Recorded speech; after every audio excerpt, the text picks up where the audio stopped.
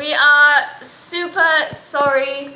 This is like the biggest fail again. If you watched our last live stream, you know that we suck at this. We tried to connect our Canon to our laptop and it didn't work. So now we are on the phone again. Yes, the last 15 minutes, it was the most stressful minutes. So basically, we are not very like tech people. So we bought a special cable to go with the camera. We were setting it all up, counting the last 2 minutes, and they said, okay, live stream's about to go in 30 seconds. We pressed live, and the camera doesn't work, so we had to cancel that one.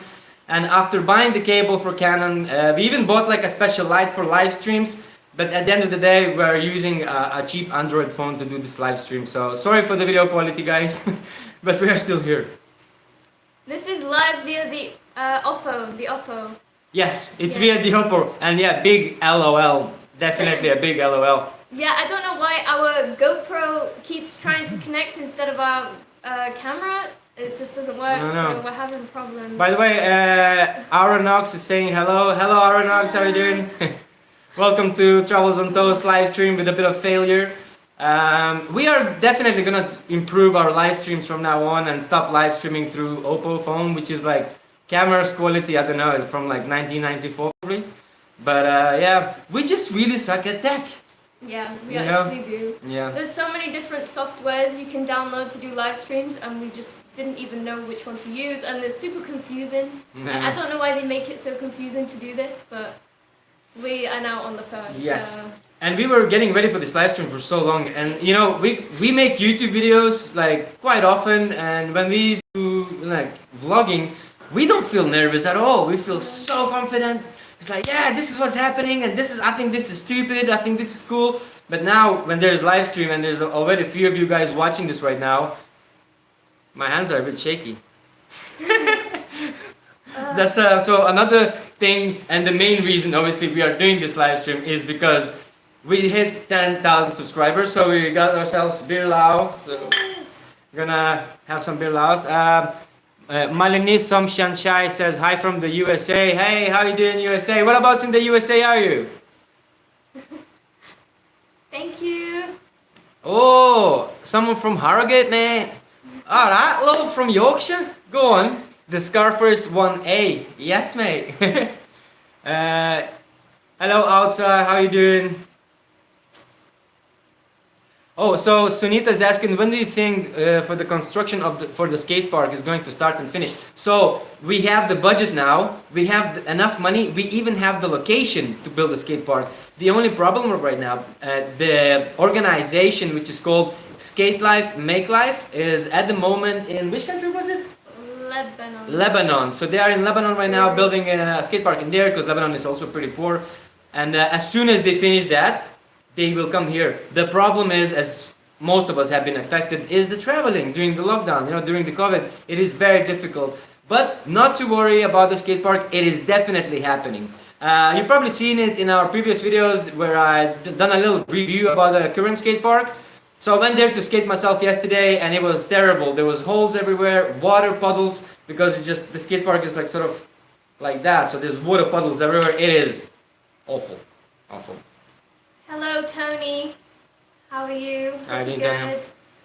How long do you think it'll take to build the skate park? For the skate park, it's not going to take very long time. Once the people are here, all the people who will build this, it will only take about, I'd say no more than 2 months, maybe 3. It really wouldn't take long. I already have people messaging me, people who work with like metal, people who work with concrete, and they are more than happy to get involved and support this project as well. So that's why it's going to happen pretty fast once the borders open up a little bit. Okay, Maylin asked, how's the weather there? It is extremely hot today. We've got the fan on here and it's just not doing anything. For some reason, our apartment is literally like a hot box. Like it's colder outside than inside. It's for some reason. So hot in here. But yeah, it's like maybe 30 or 35 degrees. But in Laos, I think in about a couple of months from now, it gets a bit colder. So in December time, it's like 10 degrees at night. So you kind of need a jacket. That's like 2-3 weeks a year. That. Yeah, I kind of miss that as well, right? Right. See what else is saying something. You are in Vientiane, and greetings from Washington, Samuel Carr. Greetings, my man, from USA, Washington, D.C. Hello, Peter in Australia. Cool. Okay, oh, my finger's on the camera. Oops. There, so- Yeah, sorry. We just because we are using Oppo phone for this live stream, which absolute losers. 10,000 subs. Completely I'm unprofessional. We having to scroll with my finger like this to see the comments that you guys are texting us. So Yes, we're in Vientiane right now. yeah, we are in Vientiane right now. Thank you. Thanks again. We reached the 10K. To be honest, guys, we're not gonna brag, but we thought that we're gonna get to 10K way faster. You know, we started YouTube about 3 years ago A now. long time ago. Yeah. But the first year when we were doing YouTube, we didn't know how to do it. We have no idea how to make YouTube videos. We were constantly nervous. We would probably film for about 2 weeks just to make a 15-minute long video because we just didn't know how to vlog. We didn't know how to talk. We to were the so camera. bad. We felt really so awkward, bad. especially when you're in public. You feel like I know. everybody's staring at you or something, but now we don't really Yeah. care that much. Last, when was it? Like a few days ago, I watched a couple of our old videos and yeah, absolute cringe. I was just trying pretending to look cool, but to be honest, I could tell like I was so freaking nervous. Oh, cool. You're in Bang Vieng. We want to go to Bang Vieng. We miss it there. So Wish bad, we could yeah. go. We are having plans to go there still. Bang Vieng is a place where we really want to make a lot of like sort of survival, sort of bushcrafty videos. Some of you before guys mentioned that you would like to see a bit of like bushcraft and sort of like living in the wild. So we were thinking to sort of hire a guide and go for like 1 week into the wilderness of Laos. Take this girl with us, see how it goes. I'm sure it'd be a funny video, right? So Bang Vieng is definitely on our list. Peter's wife is from Pong Pong. Yeah. Oh yeah, Village. nice. Tong Pong massive. Tong Pong represent the Tong Pong village is really cool. We love it. Yeah, even though there's a curfew right now, a really strict curfew in Laos. After 10 o'clock, you're supposed to be at home. If you break that law, I think it's $500 for that. The fine, yeah. So you can't mess around with that. Hello in Prague. Cool. Someone watching in Prague. Oh wow, are we in Europe as well? What? And yeah, it took us 3 years to get 10,000 subs. I don't think the pandemic helped the past 2 years No. with that growth. Because we've only been in Laos. I feel like if we were traveling more, Yeah. maybe it would be different. But maybe it would be worse as well. Who But knows? I mean, the main reason is because obviously traveling has stopped. Our channel is called Travels on Toast. Who travels nowadays? Not that many people. So it was really challenging. Yeah. There was even a couple of times where we were considering is it worth to do YouTube videos anymore? But then we both scratched our heads and thought that, success doesn't come easy, no one's gonna deliver to your plate. So we're just gonna do it until we're like super old. So hopefully when we're like in our 50s and 60s, we're gonna do a live stream with a better camera than a Oppo mobile phone, because damn, that looks so blurry. Can you guys even see me? I look like a ghost. Yeah, we don't really get much sun considering we're Oh, Laos. Autumn in Asia is here. Hey man, how are you, Autumn in Asia? He's in Mexico right now, isn't he? Yeah. Yeah. I hope it's good over there. Mmm. Wish we could go there. I know, right? Enjoy your tacos there, Autumn in Asia. Really wish we were there as well. Lao PDR says hi from Dora. Allow video as always on our channel. Always see your comments, man. One love. In the university area. Thank you, Rom Tyla. Thank you. We're so grateful. Sam AAA says, good luck soon in your next 50,000 and more. Thank you. That would be pretty cool, right? It might take That us would be like pretty 10 cool. years to get there. Yeah. but we'll see. You never know. Slowly but surely. Exactly. We'll get there. Todd's video today brought me to tears, and it wasn't the rat by Samuel Carr. I think when he means Todd's, I can imagine Todd is now in Laos. I'm Yeah. sure a lot of you know who is now in Laos. We haven't watched his video today. We haven't watched his latest video, but we have bumped into now in Laos before, to Todd once in Lumpur Bank. Yeah. Briefly just said hi, and I was like, wait a second, that's the local legend. So I was like, yo man, I'm so excited to meet you, He's like, I also know who you guys are. We haven't spoke to him yet, but it would be really nice to make a video with him, right? Yeah, that would be really I'd cool. like to do that. If you're watching this, Mr. Todd now in Laos, we love your channel, and we'd love to make a video with you one day. Hello, Greg and Dawn. Oh, Greg and Don's here. Hey, ¿qué pasa, amigos? ¿Qué tal el México ahí? Muchísimos tacos, ¿no? I hope you're having a safe drive back to Texas. Hope everything's going well. Yeah. And that you make more videos. Make more videos because Yeah. we love them. You guys Everybody- are growing fast as well, Yeah. like, 500 something subs already. Sick. So if you guys don't know who is Greg and Dawn, It's called Greg and Dawn's show. Oh, it's the Dawn and Greg show. Sorry, oh. They're gonna unfriend me now, right? The They Dawn are and gonna Greg unfriend me right now. So What it's is the it? Dawn What's and going Greg on? show. My bad, sorry. The Dawn and Greg show. They're right now in Mexico showing amazing reviews about Mexico, the cost of living in Mexico, and so on. Check out their channel. It's called the Dawn and Greg show. Yeah, definitely. Pretty cool channel. Okay. Right, who we Hello, have next Chris. here? Hello, Chris. Hope you're well. Hey up, Chris, man. Rob Psycho says, hopefully I'll be there when you're 60. But considering I'm 60 now, well, modern medicine is, is getting better every year. never So know. you never know. We all might be like slightly bit cyborgs, like humanoids with like robotic hands, still making live streams here on YouTube. Trying to ask, don't forget to hit that like button though, yeah? Oh, Joe McNeil's here. Hey up, Joe. Hello, Joe. What is he saying? Mario, you're staying... Are you staying in shape and using the lockdown or getting bigger? So, as you probably know, Joe, the lockdown started recently. The gyms closed down recently. I think I'm drinking beers like second day in a row, if not like third day in a row. Yeah. Since we got a 10K, I was like, okay, one more beer, We've been one more drinking. beer. But yeah, I've been doing some push-ups at home. But working out at home is incredibly boring and demotivating. So It's like you could Yeah. just watch TV instead. It's kind of hard to Yeah. exercise in your own house. it Like, is pretty hard. Yeah. People that manage to do that every day, like, respect. Because don't have the motivation. Hey. Okay. Where were we? Ah. So Chris is saying, so jealous, haven't been back home for 2 years. Love your content, guys. Thank you so much, Chris. We really wish that you go back home as soon as possible. I mean, this whole global situation, as all of you are aware, it literally has affected every single one of us. Small people, like normal people, not like Every single maybe the 1% or anything, but it has affected everybody. Like so, weird times we live in. Sometimes I was talking to someone elderly. He was maybe like in his late 70s, a man that had a lot of experience, and you can tell he's a wise man. And he told me, he's like, dude, I lived a long life and I've never seen anything as crazy as this right now. So we are living in some crazy times. So remember, we're not talking about COVID in this live stream. So here's another thing. I'm sure all of you have heard so much about COVID-19, vaccines, pandemics, and lockdowns, and so on and on. From now on, let's not talk about COVID because we're so sick and tired of that, and I'm sure you guys are as well. Thank you, Dawn and Greg. Thank you so much. Thank you. Thank you, guys. Yeah, the live stream is up and running. Not exactly how we imagined, but No, we're streaming on an Oppo phone. for the people who just arrived, we tried to connect our Canon to the laptop. It didn't work. Even our laptop camera didn't work. Now we're on the phone. We ordered a special cable for it. We've been waiting for days for it. It's like, the cable's here already, we got the cable. All excited, like trying to like plug in. It was like, and then we had like an hour before the live stream. It was like, it'll be fine, we had the cable now. And then like half an hour before that, stress. So I had to just change my top. I changed like 2 tops already before the live stream because I was like so nervous. I was But just- yeah, It's so stressful to set up a live stream. I don't know why I think it's like I think that's just because we suck, I don't think we're that like good at it. So it might take a few more years till we like nailed it.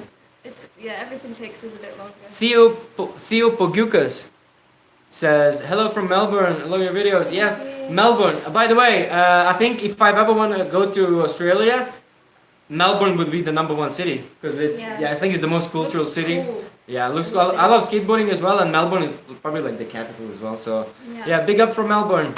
Hello, Kongshadon Paxe in Oh, Texas. Yeah, we see your comments all the time, my man.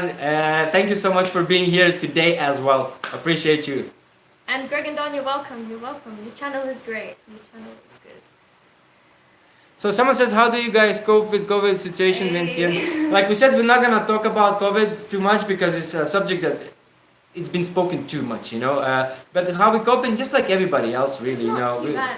It's not too bad. We follow, like the rules that we need to be following. We can go to the park. We can go for a run. We can even eat in a restaurant. We can go for a drive. It's not strict. So I think in Laos it's called not like full lockdown, but it's a partial lockdown, something like Everything closes at 10 o'clock. We had a bit of a funny situation the other day. We were trying to get back before the curfew and our tire broke. So we had to order a loca. Not all of the mechanics were closed because of a curfew. So we didn't know what to do. We had to order a loca in the end, like a pickup truck loca to drive us back with our bike. And then we saw police like cruising the streets. We were like, well, we're gonna get You in gotta be trouble. like, We haven't, sorry. our bike is broken. Yeah. But it was all good. Yeah. We're So good. our friend told us here in Vientiane capital there was like a few people drinking sort of in a pub, low key, not making any noise, and then police saw them drinking alcohol because you're not allowed to drink alcohol anymore. And guess what? Every single one of them been fined by $500. He's my friend's. $50. It's my $500. So my friend was So apparently my friend's friend was drinking with his girlfriend. So the police arrived. Was like, right, 1 million kip, which is $100 from you. Is it? No. It was $100. What, $50? It's a for one $50. person, that's the fine. Right. Yeah. Basically, you're not allowed to drink booze, otherwise you get fined here in Laos. Yeah. So yeah, you can drink it at home though. I hope so. Otherwise, we're in trouble. I'm gonna get something that we brought for this live stream. Where are the crazy? Oh right. Hey, wait. Hello, Alan in Washington. Oh, thank you so much. We're not really working in Laos. I was teaching here, but now I'm teaching online with a Chinese school. So yeah, we're not working currently in Laos. Because like most of the schools, well, pretty much all the schools have closed down. They closed or they moved online now. Yeah, so sort of interesting times, isn't it? In Laos, with teaching. A lot of people are suffering right now. Like, I mean, I am gonna be honest. You know, we are lucky to be privileged enough where we can find like jobs and stuff like that. But there is so many people who are so underprivileged. They don't get any support from anywhere. You know, and imagine for someone who is relying fully on tourism, or for someone who's a tuk-tuk driver who can make probably like $10 to $20 a day. Now, no one is those tuk-tuks. What is he making? Yeah. He's not making any money. He's pretty much homeless, living in his tuk-tuk. So this pandemic is really affecting a lot of people, and it's really sad to see that. Unemployment rose. I read this. Unemployment rose by nearly 40% in like 20 to 30-year-olds in Laos. It's So crazy. it's pretty bad. And that's all the young people, you know, Yeah. people who really need the money. Yeah, It is pretty crazy. We keep talking about COVID, even though I we know. said we wouldn't. But anyways, guys, so today we are in Laos. We are gonna be drinking beers. So we decided to buy Lace. You know, Lace crisps. We all know that potato crisps aren't very healthy. But have you ever tried Laotian flavor lab crisps? Lab flavored. So they are literally That's crazy. lab. You know, like the lab. If you've been to Laos, you probably know lab. But what do they smell like? They smell like It smells like lab. Yeah. I like really it. strong. I wonder if it's raw lab meat or not. Oh, thank you, Chris. Chris invited us to his wedding. That's so nice. We'd No love way. to go to a Lao wedding. I mean, I hope we're still here when Wow. that happens. That would be really cool, Chris. Thank you. We all, I was always like, I'd love to go to like a, you know, an Asian wedding where everyone dressed like In their cool and traditional stuff. Traditional clothes clothes and and stuff. Wow, that would be really cool. Hello, Nanina. Sorry that it's really early in the US. Yeah, otherwise it's like too late here. We're just trying to figure out a time for everyone. It's really hard. Thank you, Paddy. Oh, 10,000. we got Paddy Doyle here, the celebrity. Paddy Doyle, actually, he doesn't even know how much we know about him. I think I was following the Budgeteers when they were on like 4,000 views. That was in like 2015 maybe or 2016. Yeah. And the Budgeteers, if you guys don't know, there's these three guys that goes on And a $1,000 and a girl, Lena, and they go like as far as possible for $1,000, which is crazy, you know. And to be honest, Paddy, if you're watching this right now, watching Budgeteers, the first and the second series, is what gave us the idea to start doing YouTube videos. So thanks, man. Literally, yeah. So I was like, yo, this is it. I love to do something like that, man. The way they done the B-roll and so on. One of the best You know, YouTube literally, travel channels. one of the best for us. YouTube channels. It's called The Budgeteers, and Paddy Doyle has his own channel. It's called Paddy Doyle. You can just find it on YouTube. Yeah. He's making a lot of videos about Thailand right now. Yeah, he's traveling all the provinces in Thailand, so go watch that. There's a lot of you probably like Thailand as well. Okay. I wish I will be there with you guys so we can drink and have more fun, take care of yourself and enjoy your party and not too much crazy. Yeah, okay, thank you. Yeah. Wish you could be here too. I know, wish you could be Cheers. here. This time we're not gonna go as crazy. I'm not sure if you guys remember of our last live stream, but the first live stream, we were planning to stream it for about 1 hour. We ended up streaming for 3.5 hours, and I had like about 8 beers or something. And I remember by the very end of it, even people in the comments were saying, Mario, you should go to sleep. Like, I don't think we'll be doing it. No, for no, yeah, months. we'll try to avoid this one this time. So Okay. Thank you, Aaron. He loves our energy. Good energy, Oh. Mario. Well done. Oh, thank you. Yeah, I don't know why we suck so much at technology. You'd think we would be good at this, right? we suck balls at it. Graham saying hello from Liverpool. Hey, what's up, Graham? I used to work in Liverpool quite a lot actually. I used to be a fundraiser back in the UK. You know, the profession that everybody hates. I used to do that. Everybody Yeah, pretty much. Like everyone hates fundraisers.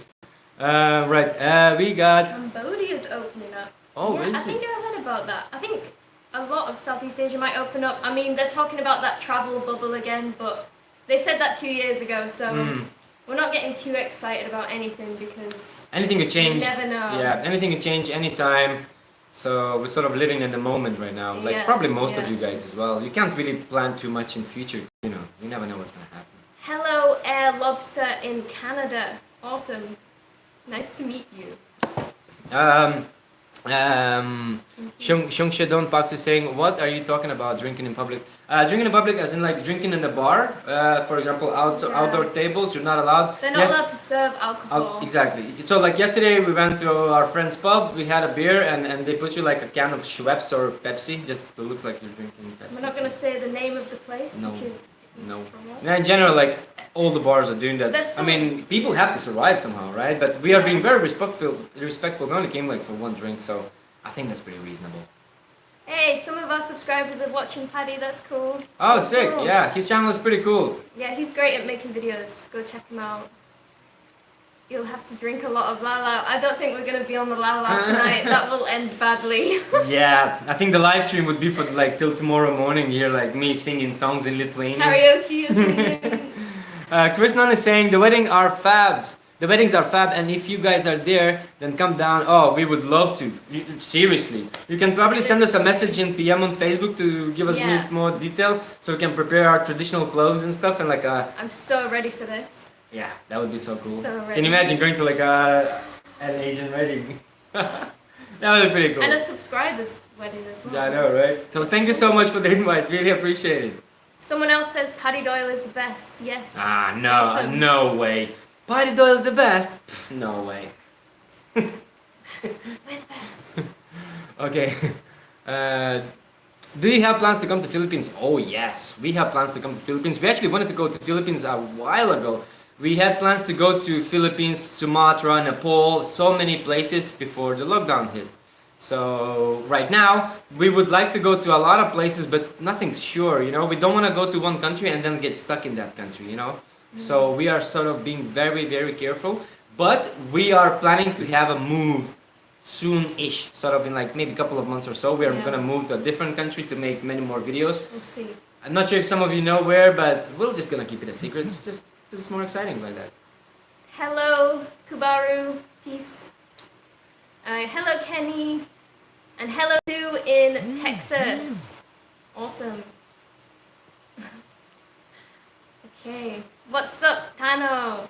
Hello. How are Hello, you? Tano. Hello. Sorry, a loud name that I can't read, but I know you always comment. Hello. Ken is saying, how long are you guys staying in Laos for? So far we've been here for a year and a half. We are planning to stay for at least 2 to 3 months longer. In case there's a lockdown or something happens, you know how it goes nowadays, they can lock anytime. So then we would stay longer, like probably for another whole season. But the plan is to probably leave in about 2 to 3 months from now. We try not to plan too much because you never Exactly. things change like Exactly. every day. And we used to plan a lot back in days, and you know, like I said before, we planned to go to Nepal, Sumatra, so on, do Annapurna, I really wanted to and go all to of it failed. Yeah, all of it failed because you never know. Like we live in some crazy times nowadays. Okay. Away from Singapore, stay safe and keep safe. Hello, Yes, Patrick Patrick. Lee. A wave back to you to Singapore. Aaron says, do we have a super chat? We didn't set it up because we were super stressed trying to get just Yeah. the camera to work, Yeah. but we have like PayPal and stuff. Yeah, but we were because we thought like there is an option super chat.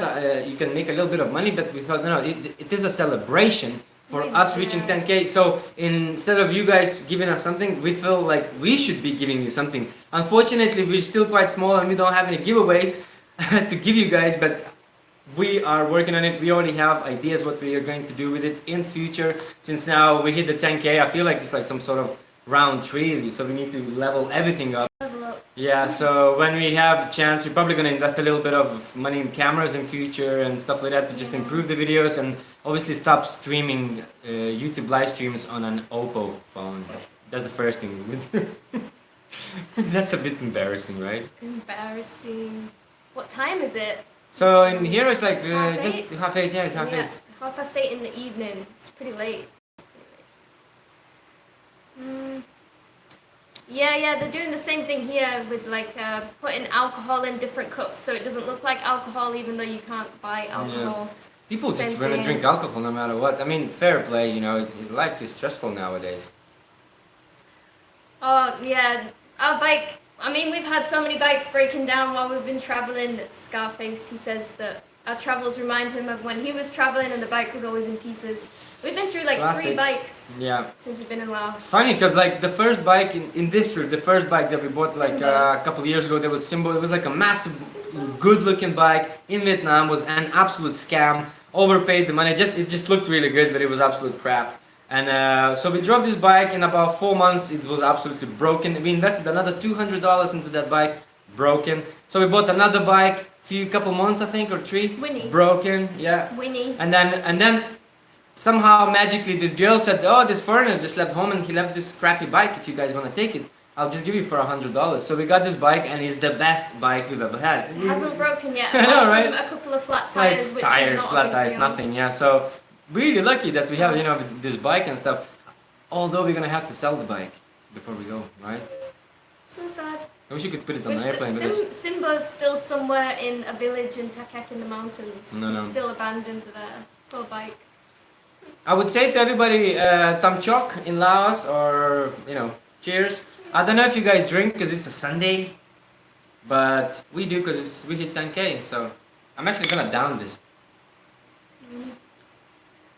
I'm not down in mine. Okay, let's see. I know some of the roads in Vientiane literally from watching you guys. Oh, thank you. Yeah, the roads around here. Oh. Thank you. I'm gonna get Shan tipsy soon. Vibol. We've been to Ho Chi Minh before.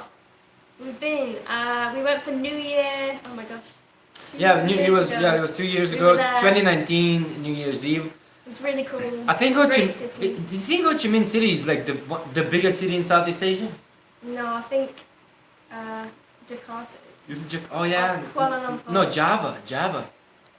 Wait, am I just talking nonsense? We do this every single time and we Google it every single time and we forget every single time. Right. Which one is the biggest city in Southeast Asia? I'm pretty sure it's I thought. Okay. by population or actual size. I know the biggest city in the world is probably Tokyo, but Tokyo is not Southeast Asia. It's just Asia, right? Or is it Southeast Asia? Tokyo is not Southeast Right. Asia. So Tokyo would be the biggest, but it's not Southeast Asia. So Bangkok definitely in the list. Bangkok, maybe. Maybe in the list. Yeah. Ho Chi Minh probably. Let's see what people say. They Yeah. probably know. And Someone says Jakarta. Okay, right? okay. Is Singapore? Singapore's quite big as well, right? And what about KL, Kuala Lumpur? That's what I said. Yeah. That thing is massive. Yeah. I think.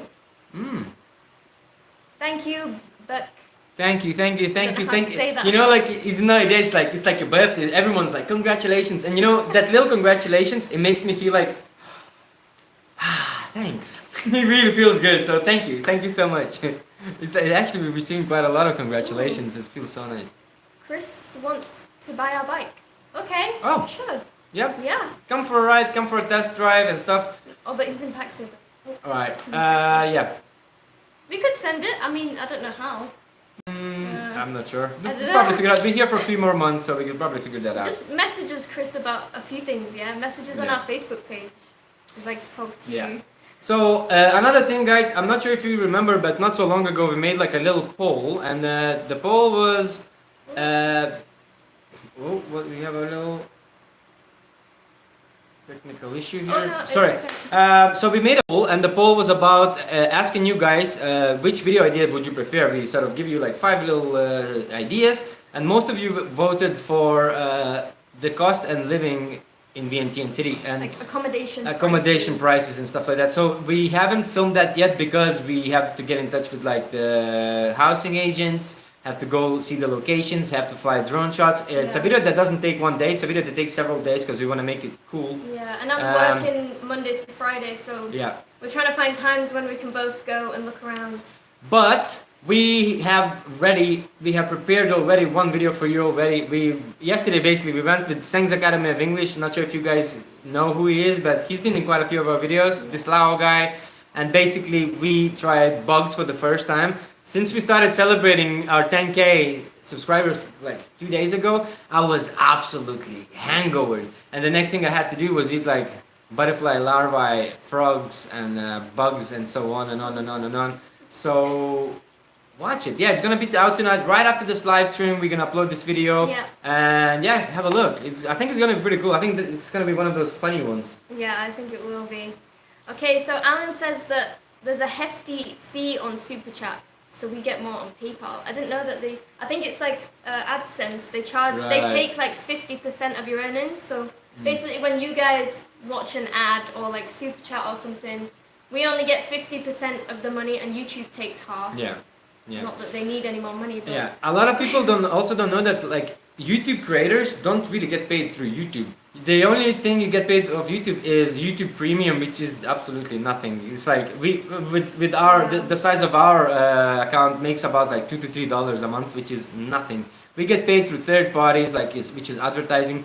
We don't want to use advertising too much either because it's not who likes ads, right? Who likes ads? No one Yeah. likes ads. I freaking hate but it's ads. the only way right now. But at the moment, yeah, the only income we have is YouTube, and advertising is really helping us out. The advertising actually pays our rent and pays our food and helps us make more videos instead of having to go home as soon as possible because we don't have money. So we're sort of like living in our budget lifestyle. We eat in our local market because everything is super cheap, you know, and we do want to have a channel without any single ads, and we are working on it. As you probably, not sure if you guys seen our Vintin development video, but in that video we had our first sponsor, which was Skillshare, and we were extremely excited about it.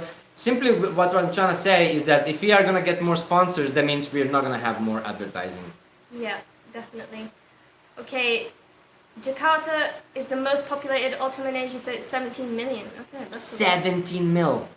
There's like Wow. 700,000 in Vientiane, That's so mental. that's a That's lot. great. That's a big Ho Chi Minh, I difference. think it was like 12 million or Look. something. Okay, Tia Shiraz, hello. Hey, Hello. it's Tia Shiraz. Hello, Tia. She says by population it's Jakarta, Bangkok, then Ho Chi Minh. Okay. Oh, okay. You always know the facts, so we're gonna. In it, like, we're gonna Tia always take comes with on her that. facts. It's like, no, this is how it is. Yeah, I'm pretty sure she's right though.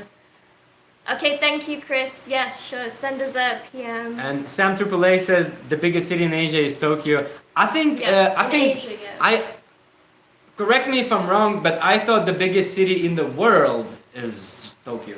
Probably. I thought Tokyo is bigger than New York, than It's the any biggest in the world. London or whatever. Yeah, I think it Pretty was sure. the biggest one, but it might be just by population, so I'm not sure. I like how people sending us all these facts. Wow, everybody knows. Patrick Lee says Saigon has 8.9, Jakarta Ooh. biggest with 10.5, So Ho Chi Minh is bigger than Bangkok. and Bangkok 8.7. Yeah, Mm. Ho Chi Minh is freaking massive, right? So big. Yeah. I remember being on the top of that rooftop building and you could just see Ho Chi Minh stretching Mm. out. It doesn't stop. You can't see the end of it from all 360 Yeah. angles. It was It's insane. an It's actual huge. mega city. Bendigo Hydroblasting, I like the name, says, my wife is in Paksay and I'm stuck in Australia. Couldn't shout out a big hi Puna for me? Cheers, of course. Hi, Puna! Hello! I mean, is she watching?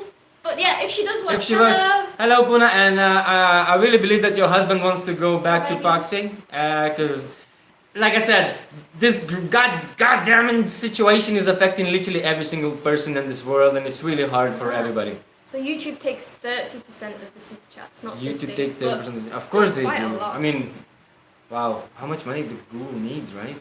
I Jesus. know. Such hoarders. I hope we're not gonna get deleted after this. Chiatavi Sauk Boalai, sorry if I pronounced the name wrong, says, have you ever tried French baguettes? What do you think of this French heritage? French baguettes, we live in Europe, so it's like sort of, it's everywhere, you know, like the bread, the baguette, it's pretty much you can buy anywhere in Europe. I love it. What do I think about it? It's really good fast food, really good. It really helps you to grow belly in no time because it's just full on carbs. But yeah, flavor wise, it's really good. I like it. I really enjoy it. Jayan says, India is definitely one of the fastest and most effective ways to grow your channel. That is true. It's also a bit difficult to do that there because when you go to different countries, you can lose the viewers from the countries when you leave, Yes. and it can affect your channel growth. We know people who have had that problem, Yes. and their channels have been ruined by it. So Yeah. we were following this channel, Time Zone Junkies, great channel. They grew to 30,000 subscribers. They went to India, made they said about 16 videos. They grew so fast, and as soon as they left India, they went back to Europe. From 30,000, where they used to have 30,000 views, 40,000 views, they got into like 200-300 views. Yeah, not even 1,000 I'm views. not sure why that happened. So it's maybe the YouTube algorithm, but the problem with YouTube travel channels is that a lot of YouTubers suffer from when you have a lot of fan clubs in certain country, and once you leave their country, that fan club kind of disappears. Yeah, So maybe maybe it's a lack of connection with the people, your audience, or maybe it's just that. So we're not sure. It is a risky one, especially during COVID, making travel videos during COVID times. It's one of those, guys. It's not easy. But yeah, we would love to go to India and. Oh yeah, it was especially our plan. We were gonna go to Himachal Pradesh. Himachal Pradesh. Yeah, we that's it. really wanted to see Himachal Pradesh because it's like so spiritual and so beautiful, and I love the wild. But God, Yeah. Hello, Tommy in the USA. He's gonna come to Vientiane. Oh, cool. Maybe we'll see you if yeah, you can come. hit us up. We'll When go we're to the here. pub, have a beer. Oh no, it's illegal, so we might need to low key. Thank you, Craig. Thank you. Yes, 10,000. Yay. We have keep saying 10K that. subs. It's 10,000 subs. Do you think that's a lot? Sometimes we I look don't at think some it's other a lot. YouTubers, we look at some other YouTubers who are like great, right? They make live streams that's not through Oppo phones. They do great content, and we look at them and we're like, babe, we're never gonna get there, are we? But now today getting to 10K and you guys sending us all congratulations, kind of makes me believe that it's possible. Everything's possible. Everything's possible. And it wouldn't be possible without you guys, so thank you very much. And thank you for being in this live stream. Because the more of you here and the more of you talking to us, the less nervous we feel. Because we're people, we're nervous. We're just like some dudes, just some simple people. Okay, Chris said, according to Google, Naypyidaw, in Myanmar, is the largest land city in Asia, but no one lives there, and it has a 10-lane highway with no one living there. Wow. So by the expansion is the biggest. So they expanded it, but didn't get anyone there yet. That's a Right. shame. Did we watch Sky Brown at the Olympics? I didn't even watch We don't watch the Olympics. It's because I don't know how can you watch Olympics, because the only thing we watch No. is we have Netflix, and then we have internet like YouTube. We don't really have television. I have Maybe no you idea could how to probably watch. watch You online. could probably, right? We just, Yeah, we're not very didn't watch sporty people. I used to watch Sorry. Olympics when I was a kid, but that's just because everyone else was watching it. Yeah, we don't really watch that. Sorry. Oh, thank you. We're pretty worried about the live stream, but thank you. Yeah. Sorry guys, look, I'm gonna show you. We actually brought this lamp, Ooh, hey. like this. My eyes. So we brought the lamp, we bought the cable. We were like, this is gonna be the next gen professional live stream, guys. And we're streaming on an Oppo Chinese mobile phone. Keeping it real. Yeah, professional. David asks, is the new train going to make traveling across Laos a lot easier? Yes, it is. You can travel to Lang Nantha on a train from Vientiane soon. Imagine how long and far it took to drive on the horrible roads here in Laos. Even to go to Vang Vieng, the road is horrible if you can't get on the expressway like us with our bad motorbike. So now you're going to be able to get to Lang Nantha on a train for $15 or something. And it'll be like in a blitz. A couple of hours. Yeah, maybe. something crazy like that. So yeah, it will be really good. Yeah. I kind of want to have a go on it before we leave. Yeah, there is obviously the whole railway. It's a very controversial thing. I'm not gonna go too deep into that, but I'm Yeah. pretty sure that you guys know as well that a lot of this development that are happening, and we had plenty of comments from you guys saying that China this, China that. Everyone is aware about everything, including local people. But we are in a country where you cannot express your political views. And we are very careful about the things that we are saying, because we are just changing the subject right here and right now. Stop yes, talking about yes, that. but I guess I hope that you understand where I'm coming from. Okay. Do you want to answer that one? What is it? Are the brothels in Vientiane open yet? Asking for a friend, lol. Yes. You know? Well, I've checked it yesterday, last night, when everybody was. No, I don't think there is brothel. Is there brothels in Vientiane? If there is, we don't know. Yeah, about I don't think. Yeah, I don't know. There But probably thanks for is. letting us know. He'll be leaving the live stream in a minute. Oh, she won the Sky Brown. Oh, the skater! Yeah. Oh yeah. Is I that did the hear little about that. skater girl? Yeah, the 13-year-old Yeah, skateboarder. I saw her. I didn't see the whole live thing, but I saw her I with the saw medal. that she won. She's like what, like 12 or something? 12, 13. That's crazy. Yeah. I'm like 33. I can't even like lift my board off the ground, like, and she's just flipping flips in the air. That's pretty cool. And by the way, everybody knows that like this is the first year skateboarding is in the Olympics. It's very exciting times, you know. And in Laos, since like literally last year, every single kid, every single person just skates. Everyone's with skateboards. It's like a new trend. Everywhere. Like if you look in Laos 2 years ago and the way it is now, like everybody's like skate. It's like, you know, like the old school 80s 90s era when everybody started to get into this like sort of outcast culture, skateboarding and stuff. So this is like the pioneering of skateboarding in Laos. It's really cool to actually see these things happening, like evolving. Like it takes you like back in time or something. I really appreciate that. Okay, thank you, Jack. Thank you for congratulating us, and Scott as well. Thank you so much. Jen asks, is the train connected all the way to Malaysia?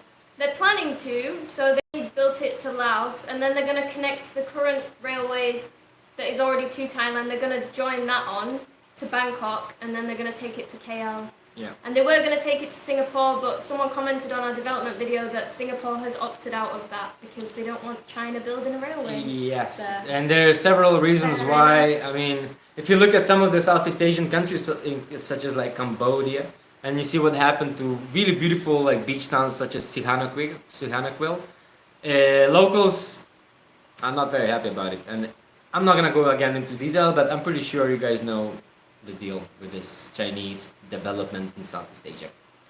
Rob Psycho says the video looks pretty good for a cheap Chinese phone. We look pretty white. Yeah. I mean, it might break in the next 15 minutes, just before I finish the live stream, but that's all we got. I think we need to get out more. Look how white we look. No, I think it's just the lamp. Okay. Yeah. Looks like we just don't ever go outside. I think I can change the. Ooh, gone. Oh, that's better. Is that better? Yeah. Is that better, guys? It's like the yellow light now. Just gonna... This is the one. No, that's not blue. that one. Okay, just leave it. This is That's the it. one, right? Yeah. That looks more natural. Now I look a bit more of a human. Before I look like a ghost. I still look white though. Okay,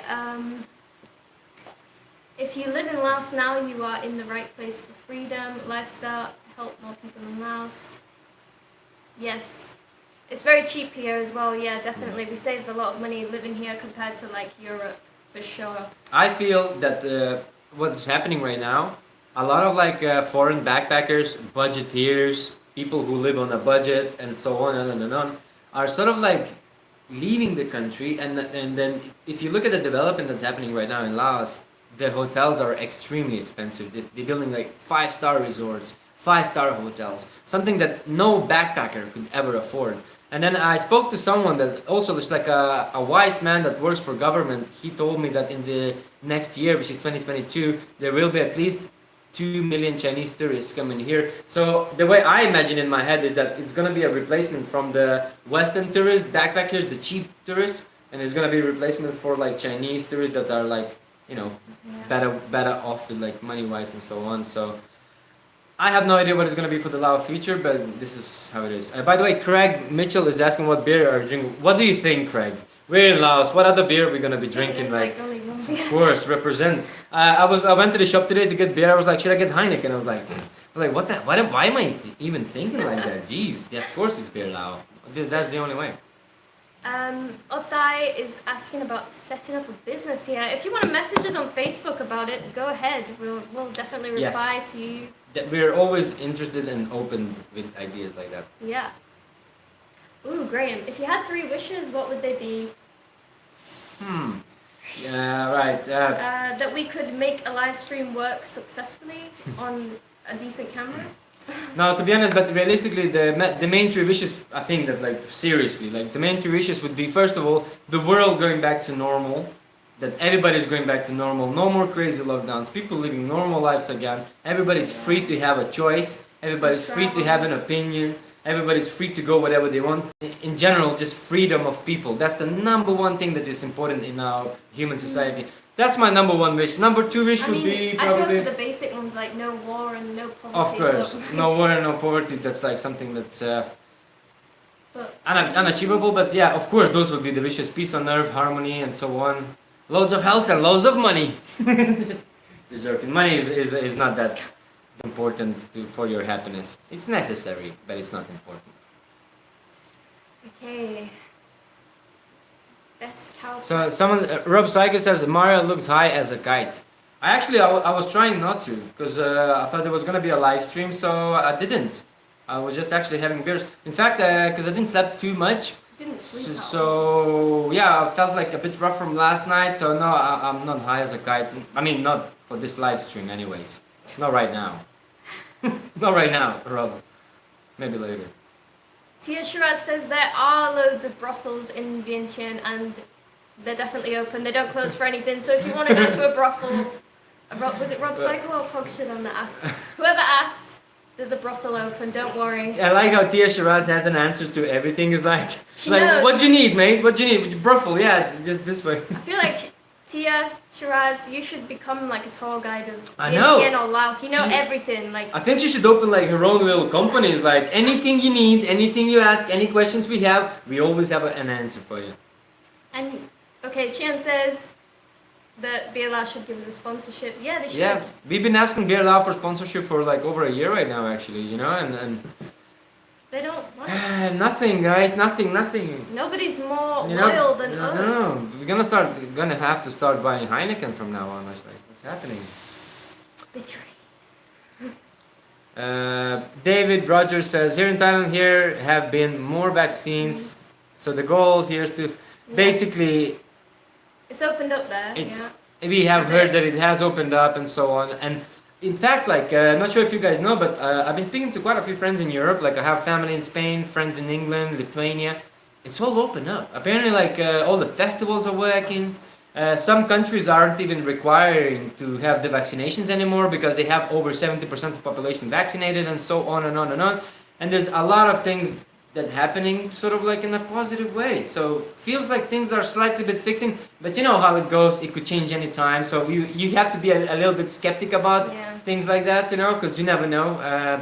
But yeah, we are wishing that this thing is over just as much as you guys are. Like this lockdown is like becoming annoying. Okay, just saying asks, what's your monthly budget? Okay, when we started traveling, we budgeted ourselves up to $30 a day between two of us for like travel, accommodation, food, whatever, and we pretty much stick to that now.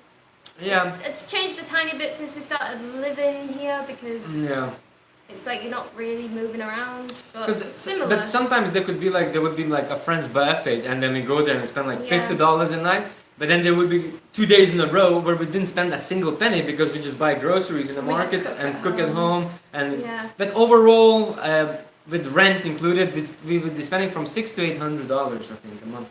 Yeah, up to $30 a day. Something like that, yeah. That's with bills, with everything included. And I think that can be a good budget for anywhere that you travel in Southeast Asia. It's a good and price. I'm pretty sure we could even budget it even more. $20. But at the beginning we were budgeting really hard. But now that we live in Laos, we sort of have our own little place and we have a cat. We have So it's sort of like, oh, you know what, let's go buy some nice burgers. Let's go eat somewhere nice. So we're not fully on budget anymore, but we're still looking at prices and making sure we're not overspending. But yeah, Laos is a cheap place to be honest. So yeah, we're not spending too much money. Okay, Chris asks, what's our favorite Lao food, starter, main course, dessert?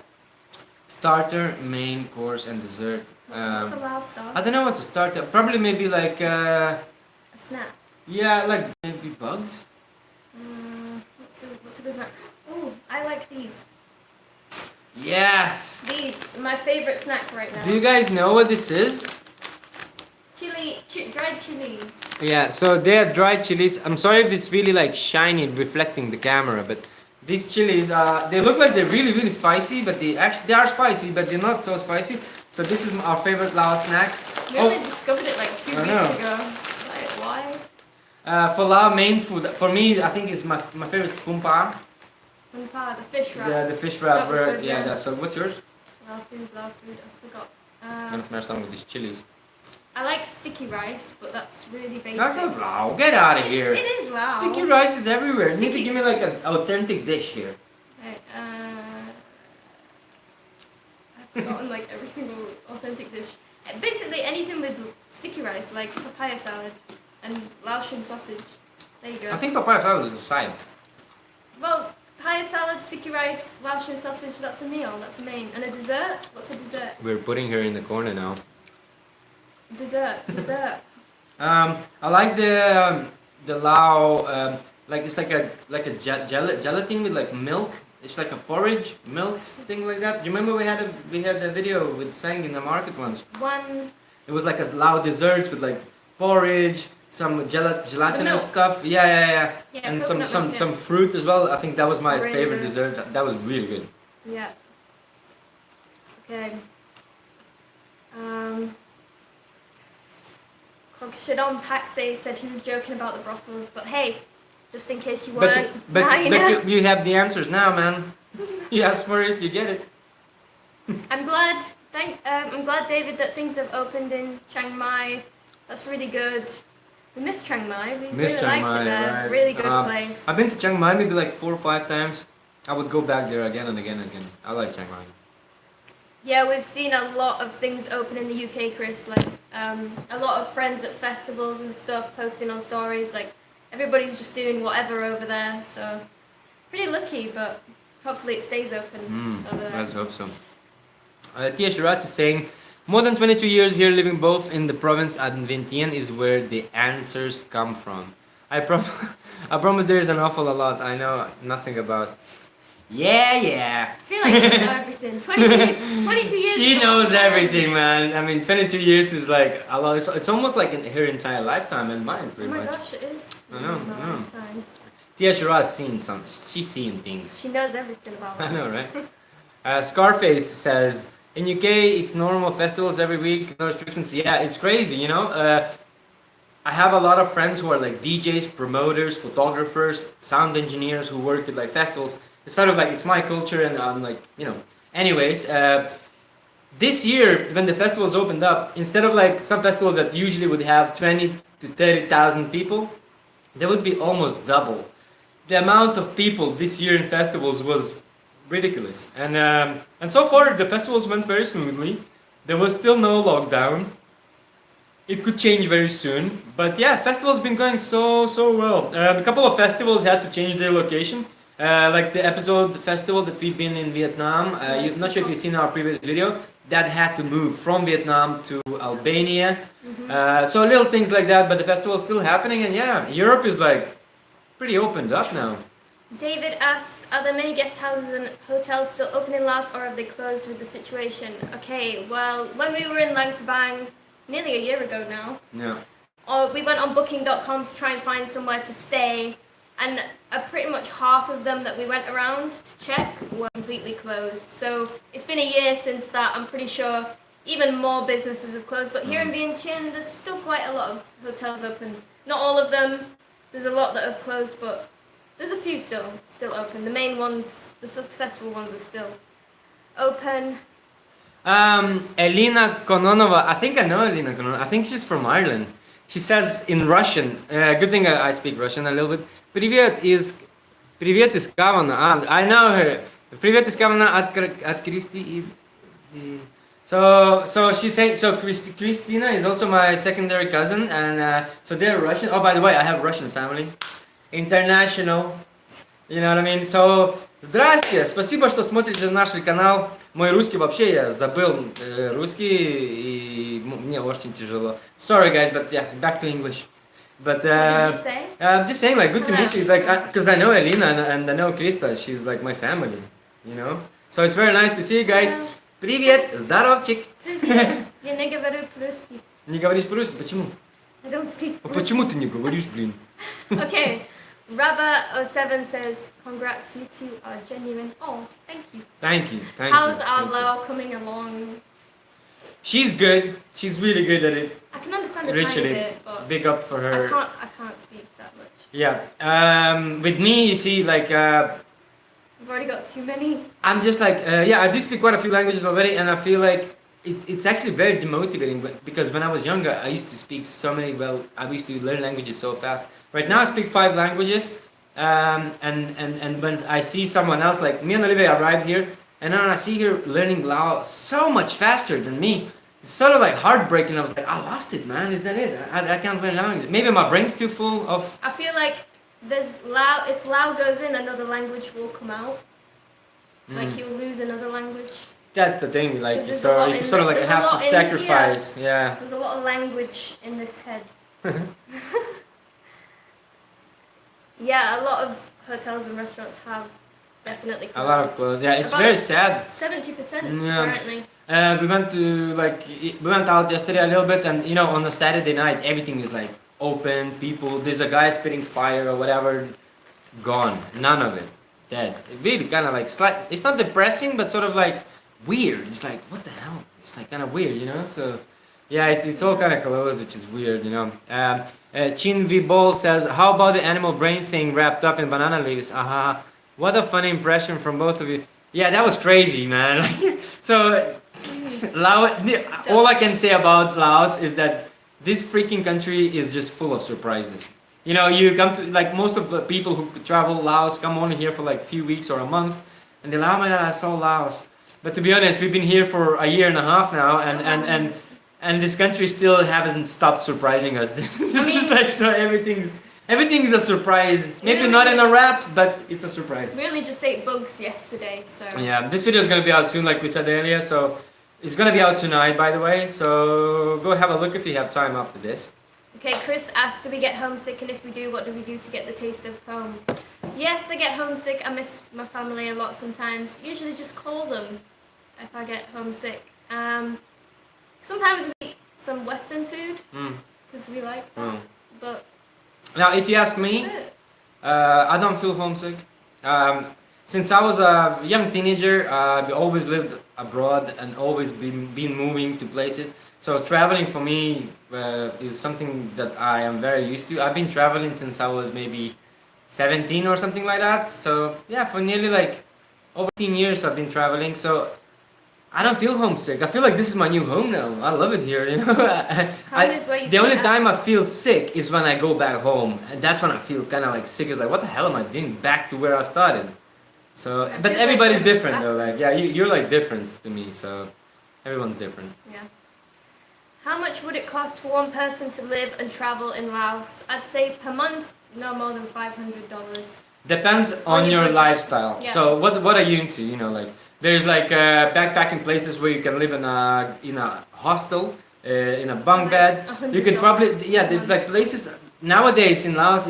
It's ridiculous how cheap it is. And in Luang Prabang, for example, you can get like a private bungalow, amazing, with a freaking view of Mekong, everything, for $90 a month. 99. But Yeah, actually, something like that. one person 90. Yeah, $90, and then if you have a dorm, it's like $45 a month. Yeah. And I remember there used to be like a noodle soup shop for 5,000, which is 50 cents dollars. So calculate, it's nothing. That's like really budgeting. Yeah, that's budgeting. Yeah, that's like budget. Really. But then again, you can stay in a really nice place, pay $10 a night, and it's gonna be really nice. Yeah, I mean, it's gonna be really nice. Where we are right now for our little like studio apartment with a garden, we pay like $200, $220 for 2 of us. It's reasonable. A month. Yeah, it's quite reasonable here. It's nothing too fancy, but we really enjoy having our private garden. They even give us a smart TV with Netflix. Yeah. That's pretty cool. And we have like a space in here. We have like a living room. The best part of this is that we have kitchen, and I freaking love cooking. I really love cooking. So when I get to cook, it's like, I really love this place. So it's nothing special, but I'd say an average living cost per month for a person would be from $500 to like $800. and you can still go out for drinks. But we spend like $900 between two of us. So but that's two of us. yeah, You know, so it's really cheap here in Laos for sure. Zoe, hi Zoe. oh, it's my Zoe. gosh. Oh no way. Cause I saw you, Zoe. I saw your Facebook. You were going back to the UK. You were doing like Cambodia goodbye photos in there. Hey up, mate. How's UK then? She says she's on her last day in the UK, like a last day of isolation. All right. So she's soon good to go. Oh, we just deleted your message. Sorry, Sorry. Zoe. But yeah, hope you're well. Basically, we met Zoe in Dondet when we were on the island. Really lovely person. Yeah. And she went to Cambodia, and she's been there for like the past year or so, and now she's gone back. I remember when we first arrived to Dundet on this like proper shitty bike. Like it was already breaking apart, and like every single guest house is occupied. And we're just driving in, and we saw this girl sitting, which was Zoe. I was like, "Hey mate, do you know if there's any rooms around?" He's like, "Yeah, no worries, man. I'll go ask for you." And then she's organized a room for us, and it's like, "Yo, big up, Zoe." Hope you're well. Hi, Sala. Hello. How are you? Hope you're well. Alina, что ты смеешься, блин? Okay, are there still many Russians in Vientiane? There's not many Russians in Vientiane. There is a few Russians. We met a few. There's more like people who speak Russian. So there's people from like Serbia, Ukraine. You know, not only Russia, but people who are like speak Russian or are from the post-Soviet countries. But Vientiane does have a Russian community. There is a restaurant called Privyet, and it's a Russian restaurant, and it's like, if you live in Southeast Asia for like 2 years like me, I am from like a Slavic country, you know, and I miss like black bread, like the rye bread. I miss like sour cream. I miss like the Russian dumplings and many things, you know. And Privyet has all of this. So if Privyet people watching this live stream right now, спасибо за ваш ресторан. Very good restaurant. Okay, David says, don't worry, we lived in South Korea for 20 years and never learned Korean. I've heard that Korean is one of the hardest languages to learn if your first language is like English. Apparently it's one of the hardest to learn. So, I'm not surprised you didn't learn. I mean, it's okay. We haven't learned Laos, so... No. And Laos, not so hard, I don't think. I don't know. Like, It's okay. yeah. It's not so hard. Someone was teaching us how to say duck. And like duck and many like 10 other words sounds pretty much like exactly the same, and it can be hard. Yeah, some of the words do sound very similar here. Thank you, Eternity619. Thank you. Says congratulations. Sam asks, how much longer will we be here? We're thinking we'll be here a couple more months. We're going to see how it goes. We haven't booked anything yet, so we're just going to see what happens. I don't know why, but I don't know about you guys, but I am quite optimistic and positive towards the future and stuff like that. But something gives me a feeling that in the next couple of months there's gonna be a lockdown across Europe. You know, the reason I think like that is because I have a lot to do with like festivals. My friends are like I mentioned before, like to do with festivals, and they said that this year there was double amount of people like never before. So right now in Laos we have community transferred cases of COVID. I said not gonna be talking about COVID, but quickly mention it's around 100 or just over that. In England, we checked the other day, was 38,000 cases a day, and the festivals are open for anyone to go and party because apparently 38,000 cases a day is not a lot. You know what I mean? Yeah. So I'm not surprised if there's gonna be a lockdown in the next month or two across the whole Europe. Sabaidi Lee in Australia. Hope you're well. Hope it's sunny over there. Yeah, I bet it's sunny. Aussie land is always sunny. Okay. Who else saying what? Why did you choose to live particularly there? Alina asks. Oh, we didn't choose to live, Alina. So quickly, long story short was that we came to Laos like any other classic standard tourists, travelers, to come and visit Laos for 3 weeks. We planned that we're gonna go in for 3 weeks, come into the country, see best parts and leave. So as soon as we arrived to Laos, lockdown started. We still had an opportunity to leave Laos and go to Vietnam, but we were like, you know what, should we go for a little adventure? Yeah.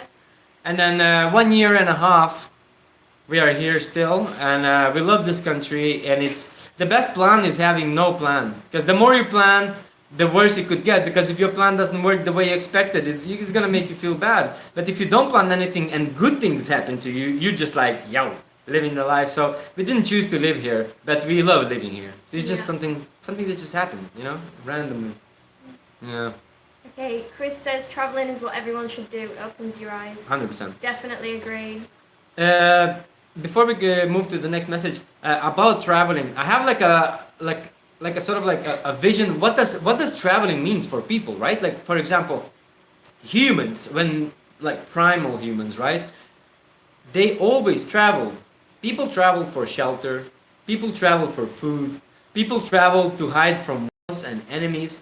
People traveled all their life. Traveling is in our human freaking body, like in our system.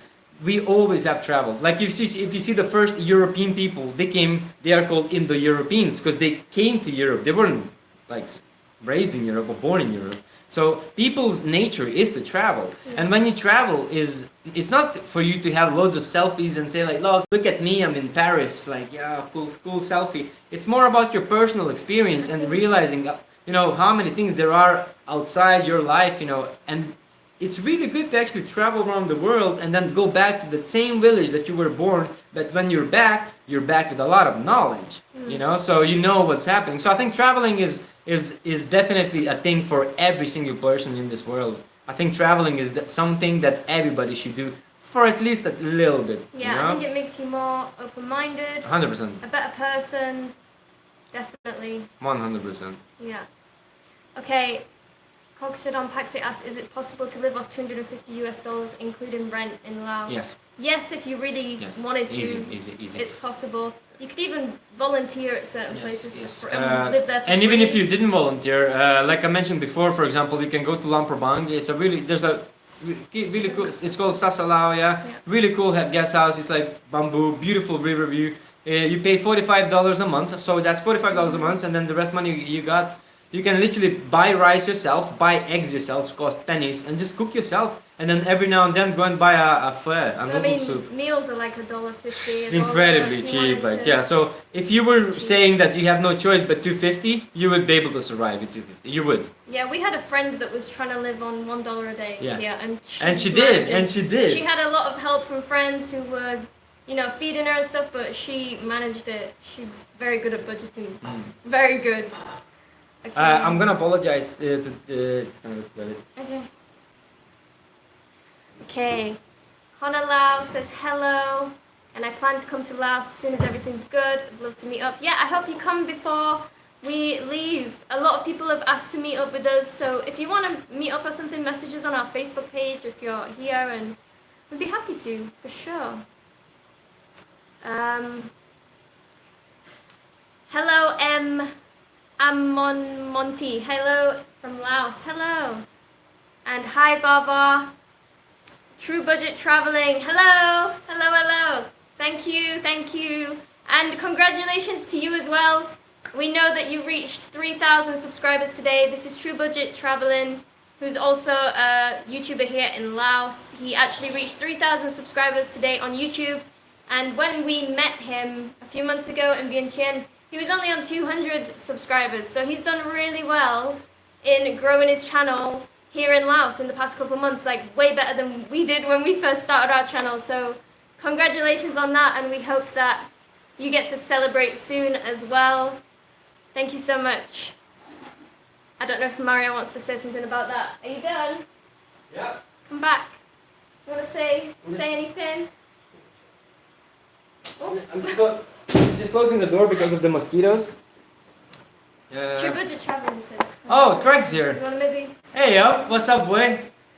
Craig from True Budget Travels. Yes, so I know that some of our viewers are watching Craig's YouTube channel, which is absolutely amazing. Craig is right now traveling somewhere in the north of Laos, I think. We're so jealous, by the way. Yeah, so the guy is basically on his own, going, doing this amazing community projects, feeding thousands of Lao people. Like some of his videos, you can actually go and check his channel. It's called True Budget Traveling or True Budget Travels. I think it's traveling. Budget Traveling. So if you check Craig's channel, so basically the guy is doing miracles. He brings like these massive trucks with like tons, not even hundreds of kilos, tons of rice to feed all the local communities. The guy is an absolute G, and we have a lot of love and respect for the guy. So don't forget to go and check True Budget Traveling, Craig's channel, and you'll see it for yourself because it's really, really cool. And if you do want to support his projects, you're also welcome to do that. Scarface asked, do we have any funny stories from motorbiking in Vietnam? We do. By the way, Scarface, I really like your name, Scarface. Pretty cool. I love this film, by the way. Yes, we had like crazy stories. We have like some videos you can watch in our previous playlist. We have all of our Vietnam trip recorded from... Vietnam was funny. Vietnam was funny. It was funny. We had so many breakdowns. I had like a slack line, like a line that people would be pulling us. Would be stopping in some random villages, eating with locals, and like it was freaking hectic. Yeah, our Vietnam road trip is a really fun watch. Like I really enjoyed those videos. They were super fun. So if you want to watch them, you can. I feel like it was funny. One of the funniest times was when you learned how to drive a manual bike. Oh in Ho Chi Minh City. The first time he tried to learn driving a manual bike in Ho Chi Minh City during rush hour. It was traumatizing and stressful. And we didn't want to drive a bike after that ever again. It was really stressful, but we managed to get out of Ho Chi Minh. We stalled a lot of times and got hit by a few cars in the back of the bike, but we were successful. It was all good. Okay. Hello, Frank Sabaidi. Hello, Frank. In Vientiane Center. Thank you so much. Thank you. And yes, we do know our numbers. Definitely know the Lao numbers. We got that down at least. just about. Well, she's better at this than me. Oh, so you've learnt Sabadi and Kok Chai from us. Oh yeah, that's like the main words that we know. I mean, we use those ones on a daily basis. But I actually can say like, can I have a couple bottles of water? It says like, Song Nam Tuk. And they're like, oh right, this guy knows how to Laos. And then they go to me like, blah, blah, blah, blah, blah, blah. I'm like, okay, that's all I know. Yeah, we say a few words and they think you're fluent in Laos and it doesn't get further than that. But the good thing is with Lao people, there's always a bit of a body language. And if you really want to get something and explain something, you will always find a way like... Gestures. It'll happen. Yeah. Chris agrees there will be a lockdown in winter. We'll all see. I know, right, Chris? I know, right? Because like I'm also not surprised if there will be one. Like I'm that's why I'm ready for it because anything can happen, especially nowadays. Like I agree that we have been lucky to be here during the lockdown because we don't really know like what the lockdown is like. Really, like the bad experience people have had in other countries. It was okay here for like a year. We were traveling everywhere. We were like, oh, it's fine, like, there's no lockdowns. We didn't really understand what everybody else was going through, which was kind of not great because we couldn't identify with any of our friends and family, but now it's kind of a lockdown, so we kind of feel what it's like now, but... See what Craig's saying from True Budget Traveling. He says, yes, man, speaking the truth, we have been nomads for hundreds of thousands of years. Yes. 100%. Humans always migrated. Humans always had traveling in their system. Yeah. It's something that humans do. And in fact, when you see people who has never been traveling a lot, you'll know that these people could be a bit depressed. And that's the reason for that is because they simply need to go out traveling for a bit, you know? That would clear your head so well and you'll find more about yourself than ever before. David says traveling is a drug. I agree. The more you do it, the more you want to do it. Of course. But it's a good kind of drug, you know? Yeah. It's not harmful. Depends, like maybe depends how it is you drive, nowadays. A couple beer laws on a bike, you know, remember? Zoe says that the UK is good, but wish it was on a Cambodian budget. Yeah, I wish. I can't imagine, mate, like going so back expensive. to... I can't imagine what it's like a price of pad thai in Europe. $10, yeah, $12. And I bet it's like so dry as well. It's not even that good, not like here. Okay, there's still a lockdown in Melbourne. Oh no. We've heard that some Australian people couldn't even come back to their own country because of the lockdown, which is pretty harsh as well. I'm not sure if that's still a thing, but... I think that was Australia and New Zealand. Oh wait, Sal is here. Sai Hal, yeah. Oh ma. Hey, how are you doing? Yeah, he's been here for a while watching our videos. So, hey man, how are you doing? Nice to see you. We were actually during this live stream. We were also gonna ask a question from all of you to just for our own records because we'd like to know. We would wanted to ask who is the oldest viewer, and we wanted to see like who's been following us the longest. So when you subscribed to our channel how many people were there, or how long ago did you subscribe? Like, how long have you been watching us? Leave a comment. We would really like to know that. That would be so cool if you'd let us know, Yeah, because we then wanna- we'd be like, yo, this guy's been since we were like, Or we want to see who's quite new here as well. Yeah. that as well, you know. So thank you if you can leave this information in the comments below. Okay. Travel breaks down misconceptions and ignorance. Chris says, yep, definitely. It also makes you happy and understanding of other cultures. Definitely, definitely. It makes you appreciate life a little bit. You know, for someone, Yeah. again, I'm gonna say this word privilege because, like it or not, I'm lucky enough to be privileged. And you know, when you come from like a Western world where people are complaining about things like things that are really not to be complained about, and then when I was in Dundet, I saw little children picking bugs for breakfast because they had no other food, and you know, and I see kids in England in McDonald's, you know, just meh, I don't want my Happy Meal. It's like you realize like the difference of these two lives, you know, and it's just like it makes you realize and appreciate life more when you travel. Thank you so much, Sai-Hal. Thank you, thank you. Thank you, Sai-Hal, man. You've been there always for us, man. Thank you so much. Okay. Okay, Chris says Craig from True Budget Travels is a great guy. I'd recommend his channel to anyone who hasn't heard of it. Exactly. That's what we were just saying. If you haven't seen Craig, you should totally check his True Budget Traveling channel. Craig, you see, us, we're like a couple. And Cock should unpack sisters as well. Oh, right. Yeah. You see, like us, a lot of people don't like travel couples. They're like, oh my god, that's so lame. Another couple is like, oh baby, do you want to go for a ride?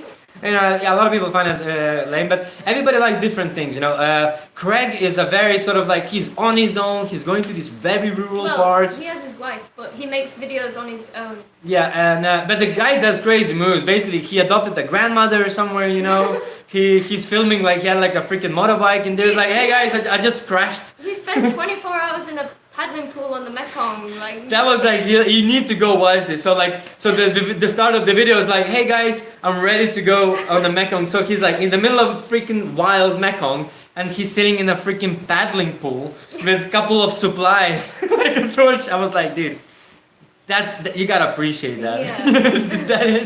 that is freaking funny. Okay, Bowie asks when we're leaving. We're not sure, maybe in a couple months, but we're gonna see what the situation is again. Lockdowns can happen In the anytime, lockdown, so yeah. Okay, Sai asks, after having been in Laos over a year now, what do you think were the most challenging things for you? Discrimination. No, but there's a lot of times when people sort of like, we know what the word farang means. It means foreigner, right? So we would be like going somewhere, minding our own business, somewhere in the park, and there's a bunch of Lao people, and they would go, and we walk past, and you could hear saying, "Falang, falang, ha ha ha ha ha ha." That was more at the beginning of lockdown. And yeah, we were like, I know you said farang, and then you laughed about it. But Craig actually from True Budget Traveling, he made a whole video. Because Craig speaks very well Lao. He speaks good Lao, you know. And then these Lao people in some very, very rural area, like really small area, they were saying something, oh, look at this farang, and proper bad mouthing them, you know, like just saying bad stuff. And then he just turned around and was like, hey, what's up, man? I speak perfect Lao. And then everyone went like red. Embarrassed. Like, embarrassed, yeah. So yeah. You have that every now and then. I'm pretty sure it's not something that they're consciously trying to like make you feel like bad or upset you, but this was more because of the lockdown and COVID. That basically when the lockdown started, even though COVID started in China or whatever, and it went to America, UK, and then kind of looped back around again, people were like being discriminative towards us and foreigners because they thought that we were bringing the virus, even though we were here before the virus. But it's not And to it was blame the super people. confusing. No, the only thing that there is to blame in any kind of like controversial or disagreement things is media. There's nothing else to blame but media. In fact, friends, viewers, I would like to say something that, you know, during these crazy lockdown times is that they are trying to split people. I believe that people and people's unity are the biggest weapons to overcome any single obstacle on our planet. I was born in Soviet Union, occupied by the Red Army, the really ferocious Red Army, you know. But in my country, in 1991, 3 different countries held hands, and they made a hand chain which showed unity. And there were tanks crushing people while they were alive, but the people didn't move. The people stood there for their freedom. And guess what? Today those countries are independent because they won their independence with one simple thing: unity. And what's happening right now with the whole like pro-vaccination, anti-vax, and so on, it's dividing people. It's really dividing people. And the only like real true power of us humans is unity.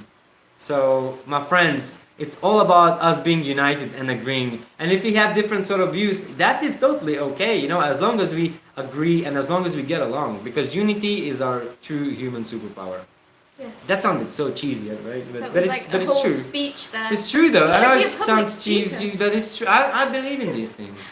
Okay, quickly to clear up the question we asked earlier, we meant like, not like how old are you, but how long have you been subscribed to us? So like when you press subscribe, did we have like 1,000 subscribers? Did we have 2,000? How long you been following us? Yeah. And how big were we when you started following us? Yeah, that's what We we just meant. wanted to know because we just want to see who's our oldest like subscriber, you know, just out of interest. Okay. Autumn in Asia since Vietnam. Since Vietnam the second time or the first time? We went twice. At Trinity 619. Hey, by the way, hello Trinity. I know you comment on every single one of our videos, so it's nice to see you here on our live stream as well. And Trinity is saying, we're all here in the US waiting for Laos to open back up. Until then, your videos. Listen, thank you so much that our videos is taking you back to your home, and it really makes us feel good, you know, that there is appreciation in what we do. For example, like 1 year ago, me and Olivia, we were already thinking like, what are we doing with this channel? We're not getting enough recognition. We're not getting anywhere. But now, with you guys telling us all of these things, all of these amazing messages, the only thing that you're giving us is motivation. So thank you so much, guys. Thank you so much for being here with us and supporting us. Okay, Chris says he's been watching us through his partner from almost the start. We had 350 followers at the time. What? That's so early. Wow. We had like, that was before. Was that Indonesia? I think that was when we were still in Indonesia. That I was think. when our videos were really bad. When we knew how to vlog. Wow, you're great, man. Thank you so much. You're following us even when we sucked. Not that we're that great now, but we're a bit better, right? I hope so. Well, are we though? Nima, sorry if I said that wrong, says she subscribed over a year ago. Thank you so much. Thank you for Says keep it up. Thank you for sticking with this boring ass channel.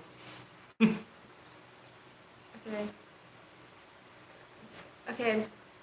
Watching you since we crossed Vietnam on our motorbike. Okay. So David's been watching us since we made the video when we crossed from Vietnam. Oh yeah, I remember that time. video. That was such an awkward time. I remember. I That remember was like when the we were lockdown trying. Yeah. was like beginning, like the COVID was So beginning. basically, guys, we were like going to, I think we were going through from Da Nang or somewhere there to like this village in the mountains just before COVID was even, no one even knew about COVID really. So we arrived there and then the lady was like, oh, are you coming from a city? You need to put the masks on. And we were like, what masks? Why? What's happening? Yeah, She's like, did you not know? There's COVID. I'm like, what? And that's where it's like sort of all kicked off and stuff like that. That was the time when we were crossing the border to Vietnam. Yeah. To Laos. To Laos from Vietnam, yeah. Na says, I love you. Love you too. Love you too. Thank you for watching. Big love. Thank you. Cheers from neighboring Thailand from my Lao girlfriend and me. Hope to be able to go to Laos again. Me Chin Hope Chio. you can. I think apparently they're doing a travel bubble with Thailand. It was supposed to be October, but now it's January. It's probably going to be March, and then it will be June, and then it will carry on. But we hope that it opens up soon, and they don't keep postponing these kind of things. Yeah. We hope so. Fingers crossed. Ribabo 7 says Mario getting political, but the young man speaks the truth. I don't know much about politics, but I just simply say what's on my mind. And a lot of people hate me for that. Genuinely, I'm gonna be honest about that. A lot of people hate me for me being honest and saying what's on my mind. So I'll have the 50% that hates me and 50% that love me. I don't have the people who just like, I'm in it's between. like, or freaking hate you, or just, you're cool. So yeah, I think it's very important to express your opinions because we're living now in this weird like era where people are scared to express their opinion, no matter what it is, no matter if no matter if it doesn't fit with like social standards or whatever. I think free speech should be still a thing, and everybody should be able to express what they think. Thank you, Tia Shiraz.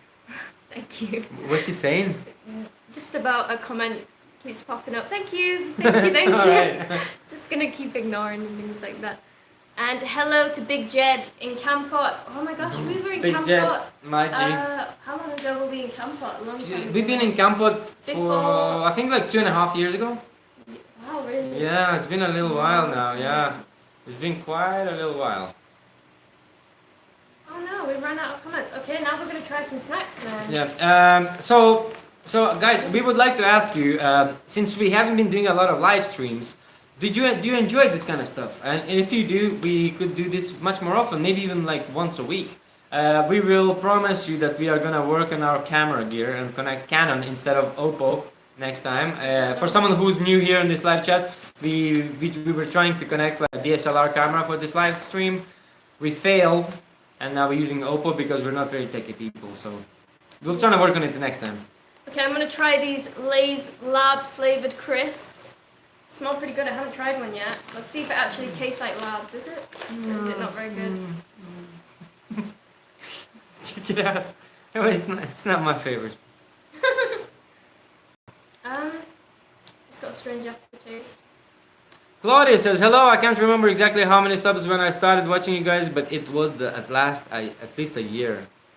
Thank you so much. Crazy with travel channels, like when we first like sort of started getting some subscribers, it was Indonesia. And we had like over 1,000 subscribers from Indonesia. And funny that today, none of these subscribers comment on our YouTube channel. Like, I think they just gone. So we were really, really hoping that, our precious audience, you guys, are still gonna continue watching us once we go to a different country. We're obviously not planning to stop on traveling, definitely not. But we just really hope that no matter where we go, you're gonna be still there with us, supporting us, and going everywhere with us together. Because we are travelers at heart. Actually, this saying comes from True Budget Travels. Craig, he told me, you know what, man, we're just travelers at heart, and I was like, that's such a great saying, and now I'm using the same phrase.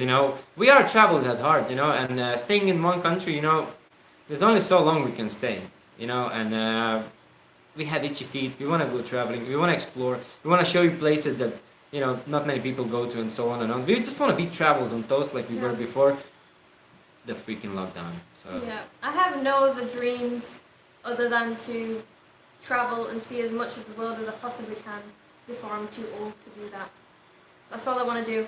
Also, verdict on these crisps. They just taste like lemon. Yeah, I wouldn't say this is it lard doesn't taste like flavored. really real lab. No, They didn't no. get that flavor down quite right. It doesn't taste like lard at all. No, not really. The real lard is better than this. But they're still quite nice. Has anyone tried to scam money off you in Laos? Oh, remember Always. So many times. when we were... So too many times in Wow. Asia. There's one time when we were in Paksay trying to fix the first bike that we had that kept breaking. Oh yeah. We tried to hitchhike. We tried to leave Paksay like twice. We ended up breaking down an hour outside. We had to hitchhike with the bike back. And the amount of people that were asking us for money to bring the bike back, like there was one person we agreed like, okay, $20, they'll drive us back. We're like, okay, we'll give you money, whatever, sure. Even though that's not what hitchhiking is, but we had a bike, so fair enough. We get all the bike onto the back of the truck, everything, and then the woman's like, nah, $60. I was like, no, that's not how it works. So we had to take the bike off. Many times. One time we were Ridiculous. taking our laptop to fix. The guy's like, Oh, right, yeah. we fixed your laptop. It's $50. I'm like, what did you do? He's like, we changed the microchip. I was like, really? Can I see the old microchip? Like, oh well, here's your $50. We didn't fix it. And actually, all there Yeah. was, you needed to leave the laptop in the air conditioner Because for a of day. because MacBooks and humidity Yeah, do so, not go well together. So I have to keep an eye for scams and stuff. Everybody knows about that in Laos. But in fact, Laos, I think, is the country that has least of scams. If you go to like Thailand, Yeah. Vietnam, Cambodia, you get way many more scams than in Laos. We go to our local market. For example, I buy tomatoes, cucumber, and like some sort of like a salad or whatever. And if I pay like $1, there would be a lady running after me, behind me, is like, excuse me, you forgot your 10 pence. And she would give me the 10 pence, which is like 1,000 baht. That is nice, you know. So we never haggle in markets in Laos. We never have to go. Can I have it a bit cheaper? Like if you were going to Vietnam, you would always have to haggle because they see foreigners means money, Yeah. you know. So Especially in places like Hoi An. yeah, The amount of people that would just try and make money off you, and if you didn't agree to the price, they would just be screaming at you. yeah. It's really crazy there, but the Hoi An's very touristy, so. In Laos, there's no such thing. I don't remember ever having to haggle for food in like a market. No. Like, you know, it's always like a really cheap price. And like I said, if you forget your change, the ladies will run behind you and say like, oh, so you forgot your 5p. So yeah. Really, really nice with when it comes to like haggling. There's no such thing in Laos. Yeah, everyone's really nice here. Okay, have we met up with Now in Laos? We mentioned that previously, briefly. I was DJing in Luang Prabang in Utopia. Very cool place. If you're ever in Luang Prabang, Utopia is the best bar, pub, restaurant. They have like outdoor games, great food, pizzas, anything. It's like the best place to go to when you're in Luang Prabang, Utopia. So we were in Utopia. I was playing like a DJ mix. And then Now in Laos, Todd came and I just saw him. He looked at me like, hey mate. I was like, great YouTube video. I was like, wait a second. That's the local legend because Now in Laos is like the local legend really. So I was like, yo, that's this guy. So yeah, we sort of briefly said hi, bye, and that's it. We never sort of had like a chat, longer chat, like actually hang around. We do want to do that. I don't have his Facebook or anything, but like I'd like to text him one day and just say if he wants to do like a collaboration video. Would you guys be interested if we made a video of it Now in Laos? We should go to his restaurant as well because he's opening his restaurant again. So but yeah, do you think you guys would watch it if we made the video of it Now in Laos? Yeah, let us know if you'd be interested in that. Okay, Ultimate says congrats to both of us. Thank you, thank you. Thank you, my man. Todd used to sing about the open road. Yes, we love the open road. I miss the open road. I miss just being able to drive wherever we want, whenever we want. No restrictions. Those were the days. I miss it. Okay. Bobby says he loves our videos. Thank you so much. Thank you, Bobby. If we're not leaving anytime soon, they're going to open a new Laos style hair and face wash shop close to the airport. Oh, cool.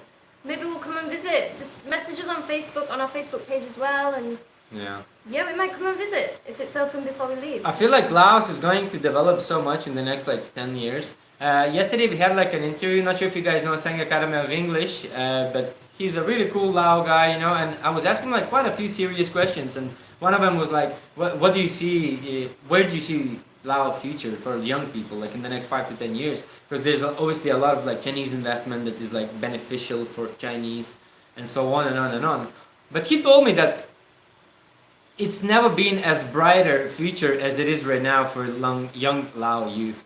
Like, where he said like he was raised in a place without electricity, without TV, in a jungle where they would have to go fish for food, and if they didn't have any food, if they had the bad luck, they would have to eat some herbs from the forest. You know, such things like that are sort of disappearing. And of course, for foreigners, we also receive a lot of comments when foreigners come here and say, well, I really like to see Laos in a traditional way, the way it used to be, like all like super like old-fashioned.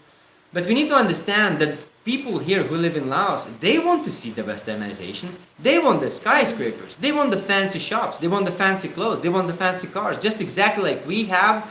They want that as well because they are also people. And it's hard to say that. It's a little bit selfish to say that I'd like Laos to stay exactly the way it is, the way it used to be 10 years ago when I was there, and when I come back it'll stay the same for me. It's sort of like a bit of a selfish sort of a reason, you know, because development of Laos is incredibly important, you know, especially for young Lao youth. And when you speak with young Lao people, they are extremely excited about it. I mean, if you look at some in Vientiane about like 10, 20 years ago, a lot of the places didn't even have main roads. It used to be all like just like dirt road, you know. So now there's like skate parks, there's communities. We even been to like some art galleries, you know. There's more and more young people are starting to create their own things, like little entrepreneurs, on and on and on and on. So Lao, I think, has a good future for the youth. I wish we could have both the traditional and the modern here and keep both. I hope that can happen. Yeah, I think there will be sort of like, I think Vientiane will be the more like modern, like business sort of city, and Luang Prabang will stay Luang Prabang. There's so many areas, because Luang Prabang is obviously UNESCO heritage site, so it's not going to change much.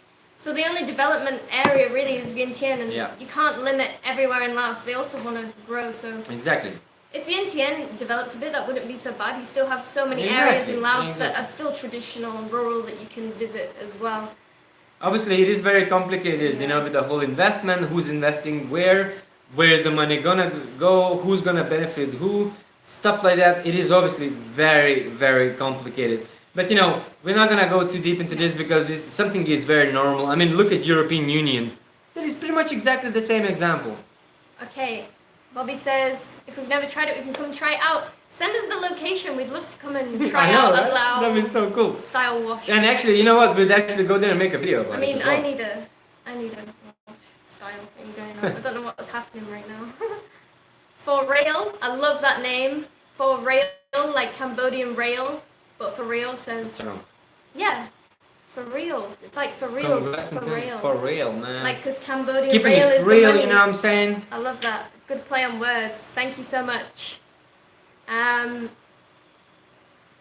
By the way, guys, we have 54 people watching this live, which is pretty exciting. If you put all the people in like one big crowd, Well, that's quite a lot of It's quite people. intimidating. Last live chat was a little bit more, but I think one of the reasons is because on this live chat we haven't prepared enough.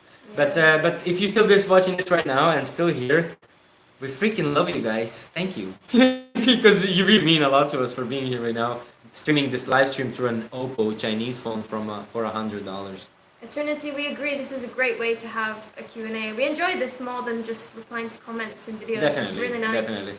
You know, because I always thought like, you know, you see a lot of like YouTube channels and everybody's trying to pretend and show the perfect life of like, what is it like traveling? Everybody's like very like attractive, fit, perfect skin, you know, loads of muscles and stuff like that. And I always like, you know, watching these videos, it kind of makes you demotivated because a lot of people aren't like that. Self-conscious. No, most of people aren't like that. You know, most of people just aren't like that. Yeah. They're normal. You know, and what we are doing, I hope you guys appreciate because what we are doing, we are simply trying to be ourselves. We're not trying to pretend that we have the best life here, living the dream life. No, we have a lot of struggles. We have a lot of hustles. You know, I have a bare belly. I probably have some man boobs. You know, I'm not a six-pack guy from Instagram, but you know, I'm just a simple guy, pretty much like one of you guys. You know, just a regular dude making YouTube videos. Okay, Rabab07 says Lao people are still very honest compared to Vietnam and Thai. I definitely agree with that. Lao people are very nice. 100%. No disrespect to people from Vietnam because people can be different. Actually, everybody. No, Vietnamese people are actually very lovely. The amount of times that people have helped us when our bike broke down, stopped and helped us push our bike from like kilometers and kilometers. Yeah. And they didn't have to. Really nice people. I think it's more like it's more like because Vietnam is way bigger and there is way much more tourism. The local sellers are used to the idea of haggling, having, you know, they have bills to pay, you know, and a lot of foreigners, they don't mind to pay a bit extra, you know. Whereas in Laos, people are like I said before, there's a lady coming behind us like, man, you forgot your 50 cents. I'm like, that's so nice of you, you know. I literally I wouldn't have thought of that, like, so yeah, that is really cool with Laos. But it's just one of those things, you know. It's quite complex thing when it comes to that, and it's different really. Okay, Bobby says maybe next month they'll open up. I hope that Laos opens up next month because we want to go to Vang Vieng at the beginning of October, if we can. Because if we're going to be leaving soon, it might be our last chance to. Yeah, we have some incredible ideas in Vang Vieng. Not some silly like whatever. We're actually thinking of doing something like epic. Not just like, not even like some air balloon. Oh no, that's pretty cool. That's pretty cool, but something more epic than that. I'm not gonna tell you what it's gonna be, but it's gonna be something like, really? So you're gonna be like, really? You're hyping it up now. What if Really? it's not that great? I'm pretty sure it's gonna be like, yeah. As long as we get to Vang Vieng, it's gonna be like that. People will be like, really? They're gonna do that? So yeah, Okay. looking forward to that. Chris says there's scams in all countries, but Laos, in my opinion, is the safest country in Asia. Agree. Definitely. We really don't say safe. that because we're in Laos, but we've been to all the other countries around Laos, and we agree with you, man. I think there's like, we never see any crime here. Like, we only saw. No. We saw on the news recently someone got shot in Vientiane, which was like a big deal because nothing ever happens here. But come on, like that's like it. Like, you know, it's That was You don't what? like as a foreigner. I never felt threatened. I never felt scared walking No, anywhere. No. Never felt like someone might attack me or whatever. People would just Never. help you if you needed help. Of They're course. very nice. Joe McNeil is saying, "I'll be here for the Lives. lives." Nice to chat with you, cool Falang friends. Yes, I think you know what, Joe. I think you're a Falang yourself, man. He is from America. He's very Falang, but the thing is, Joe's been following our channel for quite a while now. Yeah. Yeah, he actually invited us to go have a dinner in this really nice restaurant. We made a video about We it. made a video about it. You can actually guys can go and watch this video as well. I don't remember what the name of the video Yeah, was, but it was- it's you know what's crazy that through our YouTube channel we actually met a lot of our viewers. Some of the Yeah. viewers would be like, "Hey man, do you want to have like a drink?" Like, yeah, why not? We like Yeah. drinks, and like it's really nice that this community of ours that we have right now in Travels and Toast, we are so close and we are willing to meet any one of you guys. We're always willing to meet you, go do something and just like have a laugh or just talk nonsense or whatever. Just spend time. So yeah, we're open for any of this. So if you guys have time and you're in Vientiane, hit us up. We'll go by the Mekong and have a laugh or whatever. Chris says a Now and Lao collaboration would be great. Okay, we're gonna message him then. We're gonna annoy him. Hopefully he's not gonna decline us, eh? Ah, You're like, look at these two. No, We'll no just- way. We'll just turn up at his restaurant. No, I think Todd's a nice guy, so I'm pretty sure he'll be down for it. Yeah, definitely. I love seeing everybody talking in our chat. That's nice. Okay, Claudia said that would be awesome. Also a subscriber. Thank you so much, Claudia, for subscribing. Thank you. And yeah, now in Laos an Aussie guy. Obviously, sound. All Aussies are sound. I know, Yeah, but right? an I was Aussie gonna that say- isn't sound. There's something about Aussie people. They all like sort of like they have that surfy vibe in them. It's like They're just awesome people. they're just like very Nice. chilled about everything. Yeah. They're both freaking crazy though in a way. But I mean, who doesn't like a bit of crazy? Yeah. But yeah, I have time for Aussie people. Yeah. Congrats on 10k subs, says Boom Pakong. Thank you so much. Thank you. And Graham. Oh, Graham asked, "Do you ever let Olivia drive the motorbike?" I actually can't drive a motorbike. I'm a bit scared to drive, especially here in Laos, because people kind of do a lot of stupid things on the roads here, and it's like if you look away for a second, you could be in an accident. There's a lot of road accidents here in Laos, so I'm a bit nervous about driving here. A lot of our friends also don't really like to drive here, even though they do have motorbikes. Even though Lao people do drive quite slowly, it's still like, I don't like to drive here, but I'm definitely gonna get on there and learn because it's something I need to know. I need to know this. Okay, Joe says a collaboration video with Todd would be cool. Yeah, we'll definitely come to the restaurant. Let us know when you go in. We might come along and have some food there. We've never been before, so that would be nice. Thank you, Sai, for the 10 sub. Congrats. Thank you so much. Okay. Hey, Dan. What's up, Dan? How are you? Hope you're well. Hope you're good. I know we saw you yesterday, but hope you're good. By the way, guys, if you don't already follow Dan vs. Food, you definitely should. He's also a YouTuber here in Laos. He makes food videos. They're really good. So if you want to see more Lao food or what's available in Vientiane, definitely check out Dan's channel. You want to take over? Oh, it's Dan versus Food here. Yeah, he says Hey, so. what's up, Dan? How you doing, buddy?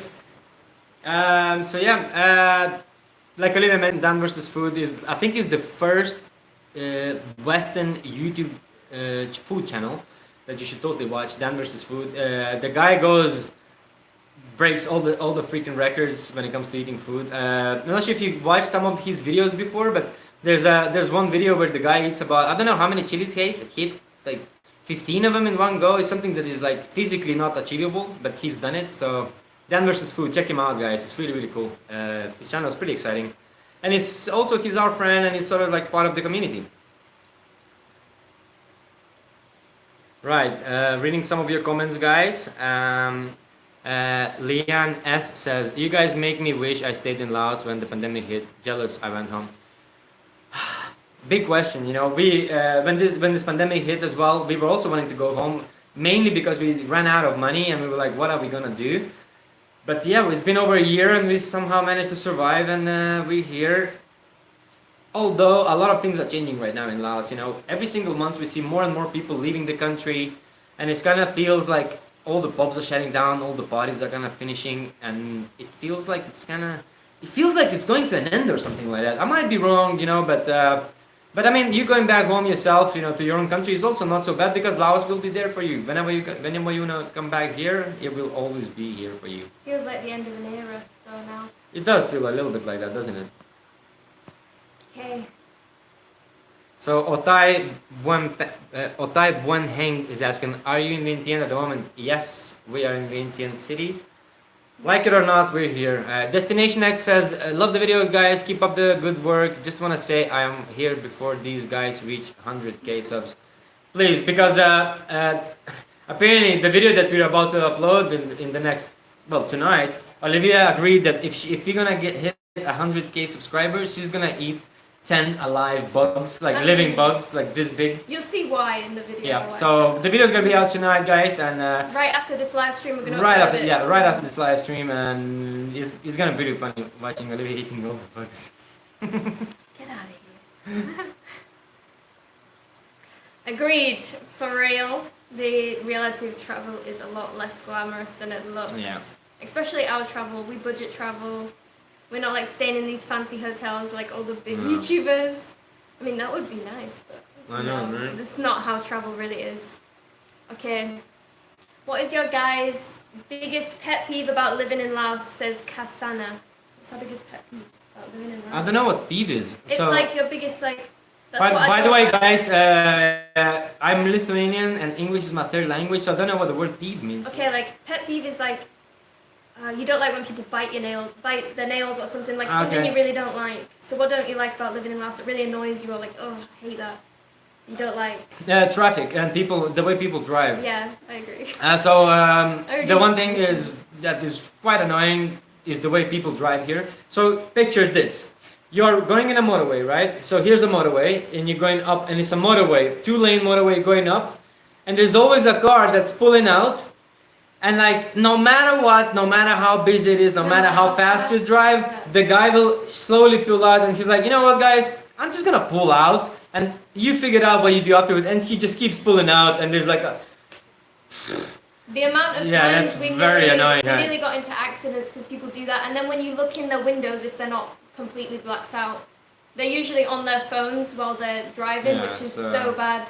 So that is very people have a annoying, bad yeah. habit of being on their phones when they drive. God damn you, man. But they drive very slowly because they're just not in a rush. Lao people don't rush Yeah. anywhere. They just That's the drive thing so about Laos, slow. it's Bop and Young lifestyle. But that's how it is. That's how it is here.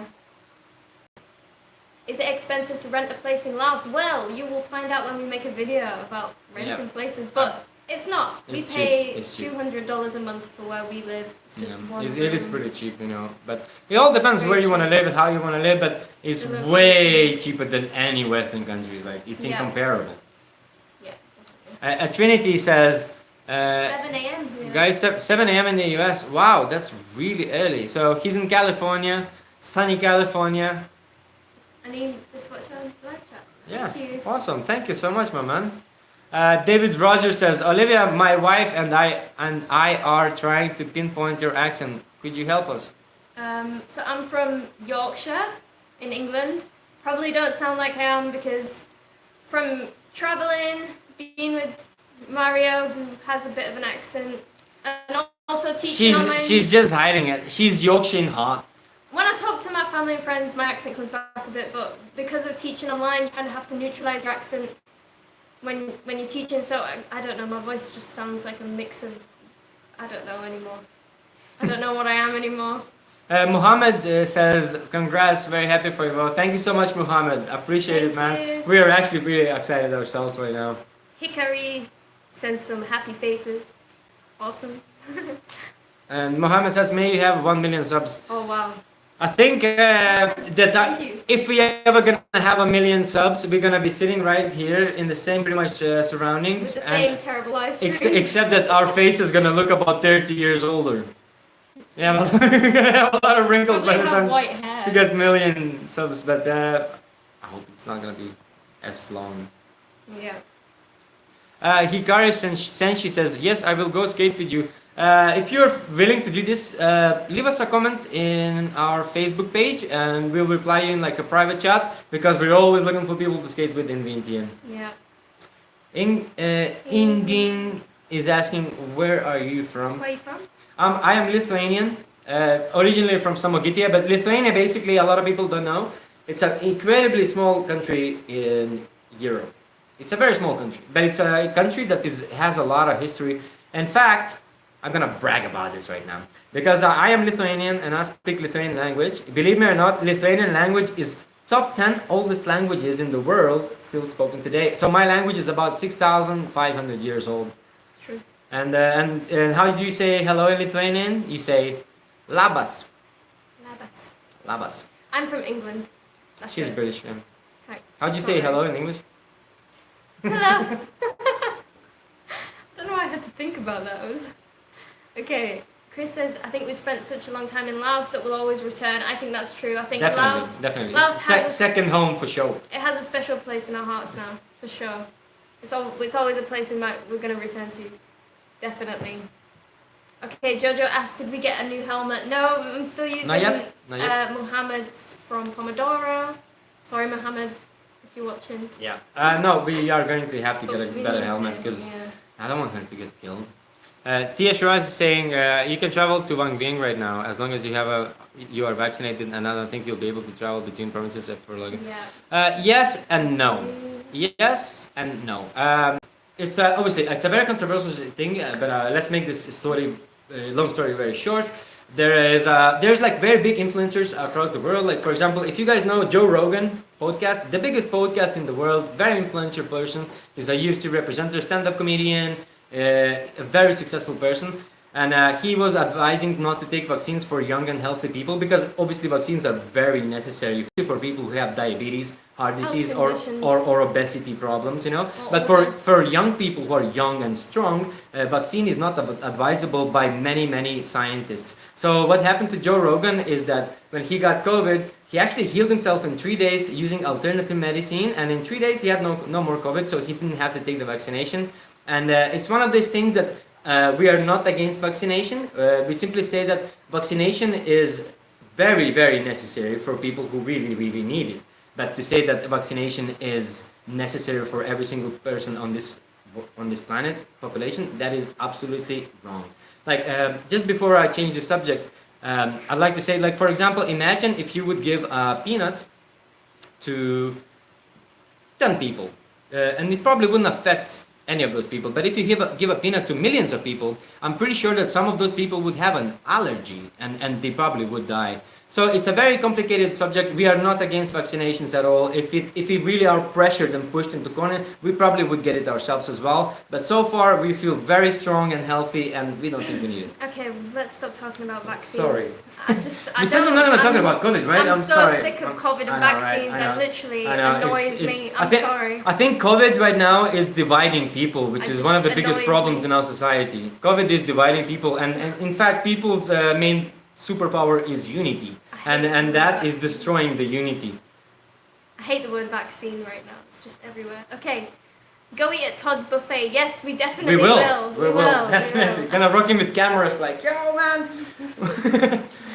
It's gonna be funny. And yeah, the fast train is coming soon in December. We're definitely gonna stay to ride to China. Should we go to China? Why not? I hope we can get there. I'm not like a. I like to see China, but I'm not. I think I'd like to see some other countries before we go to China. Hikari says your Patreon is not full with extra content, bro.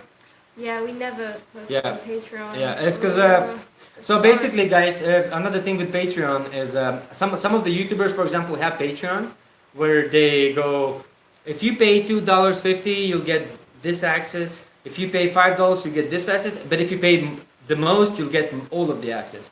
We don't believe in this. We think that if you pay $1 or if you pay $100, you should be able to get the same access, because maybe not everybody can afford to give $100 a month. Yeah. So we believe that everybody should have the same access, and nobody should be categorized. Oh, if you pay more, you'll get more. Yeah. That's not. I think that's nonsense. We just have Patreon for those who want to help us out every month.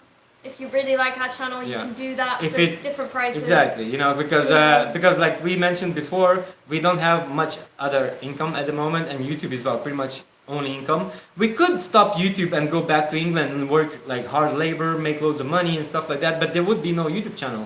So now we are sort of living on this backpack budget lifestyle, so we can continue doing stuff like YouTube videos and, you know, entertain you guys and just have our own experience. And that's one of the reasons we decided to stay and don't go back home, because But we like to make YouTube videos. so let us know if you want to see some videos about England. Not that anybody probably likes England, but Boring. I'm actually genuinely That would interested. be so boring. No, but I'm genuinely interested. Would you actually watch videos about England and traveling in England? Like maybe people who've never been there want to. No, maybe. I mean, I grew up there, so it's not that interesting Yeah. to me. It's but not very exciting. maybe for other no. people, I don't know. If you want to see us eating McDonald's in England, let us know in the comments. But trust me, it's not very exciting. Okay, Leanne says never change, stay real, budget travel all the way. Yes, budget travel Always all the budget way. travel, because we're just not rich. We got no choice but budget travel. But no, I probably would if we didn't have money. I love budget travel. I feel like it's more down to earth. Yeah, You see the real side of everything. exactly. You And you have a experience full things. experience, right? Like, you know, you could be going to like any place, like for example Bali, have the most expensive hotel, 5 stars, but you'll be in that hotel by yourself. But if you go to a cheap hostel, there'll be another 16 backpackers with like a lot of cool stories where you can have an amazing time together. So, you know, fancy hotel on your own or like cheap hostel with loads of cool people. We Yeah. choose the cheaper version. Yeah. So is there any tipping in restaurants? Alan asks. No, they don't have tipping here. Really? We do every now and then, yeah, we do tip like We tip if someone was really nice, Yeah. or something really nice, or it was really good, or Yeah. something.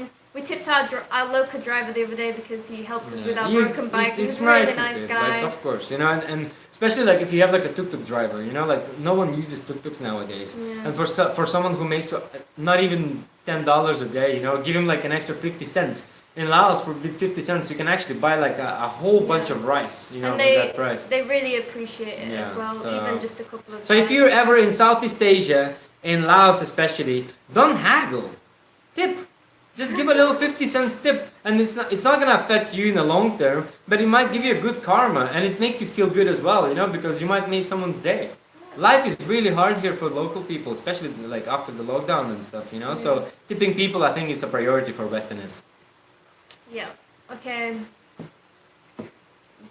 Brahman asks, when are we gonna get married? Oh my. We expect this channel to live on. We haven't thought about that yet, have we? Yeah, the marrying and this whole thing.